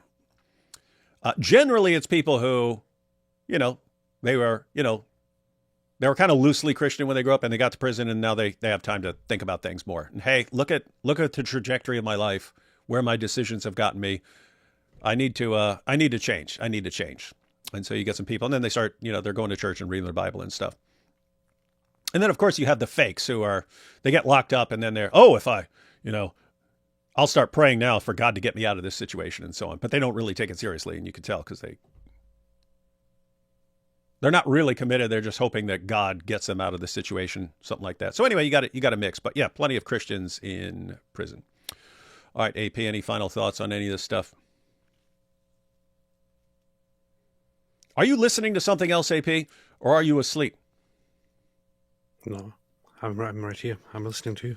Are you meditating? Yeah. Shout out to AP from his Armenian neighbor. I didn't know bro was Christian. Hey, what's up? How could someone not know AP's Christian? What do you think he is, an atheist or an agnostic? It's ridiculous. You think he's still a Muslim? Ridiculous. Silliness. Yeah, guys, so as we pointed out, still lots of, what sucks? Because I said I was about to make a video responding to Andrew Wilson's extremely terrible argument. And I mentioned that I was watching a Sam Harris interview where he was talking about how his view of Israel changed and so on after October 7th. So I wanted to make a video about that as well. And I'm sitting here thinking, why am I talking about this? Because as soon as I post a response to Andrew Wilson, it's going to be, David, why are you so obsessed with Israel? It's because of you guys, man. It's because look around at the world. Look around at what people are saying. There's a time where you got to actually stand up against some really, really dumb ideas. Anyway, the point was, guys, this doesn't fall just to AP to respond to dumb ideas or to Jordan Peterson or to Douglas Murray. The biggest part of the work is people going around, sharing stuff, having discussions with their friends, having discussions online or in person and so on, and exposing bad ideas. So that task falls to everyone here. So you see this interview with Jordan Peterson. Take that and share it, because there's lots of awesome, interesting stuff in here. What are you saying, AP? That's the funny thing. People are doing this whole thing like, why are you so obsessed with Israel? Why are you so obsessed with Jews? So I've always been very sympathetic to Jews and very sympathetic to Israel, but I never felt the need to talk as much about these things as in these last 2 years.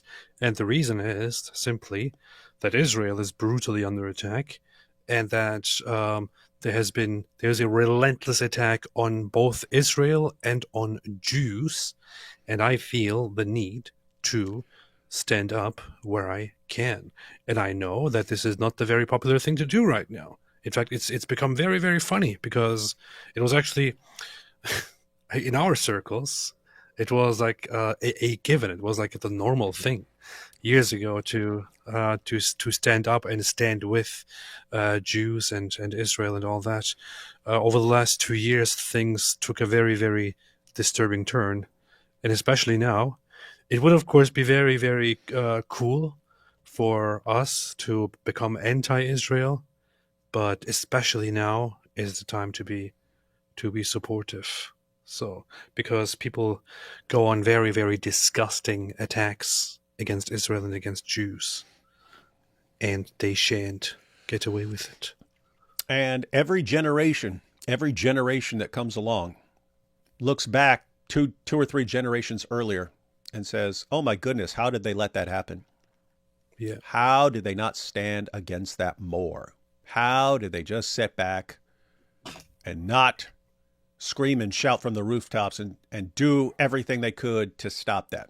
The reason is because when you're in the middle of it, you got all these people who tell you you're the horrible person if you have a problem with what's going on. No, you.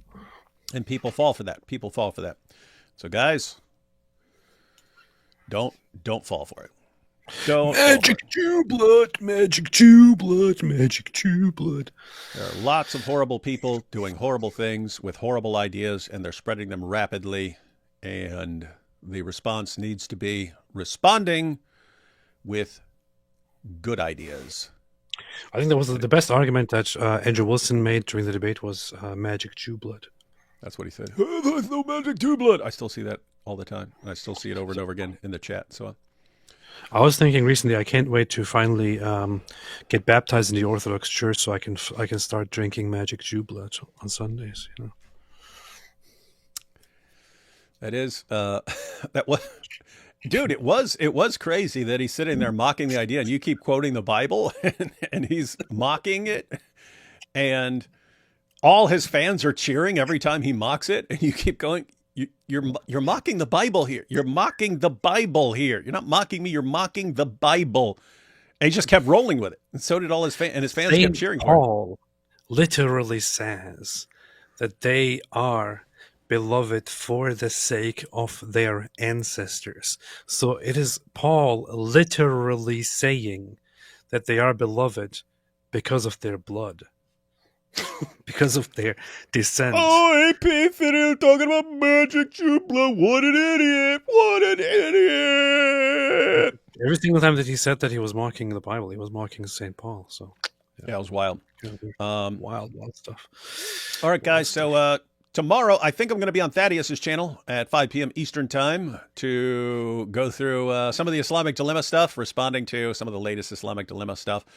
And after that, 8 o'clock p.m., be live with Robert Spencer. I think I'll have a video out in the morning, probably the Sam Harris video. Wanted to make a video about Sam Harris. Why? Because Sam Harris and we have our differences on a lot of things. So when he says something and it's like, oh, he thinks exactly the same as I do on that issue, it's good to point out for the sake of harmony and so on. You see? Let's see. Jesus is a myth, but reality is mythical. What? Okay. Anything you want to say, AP?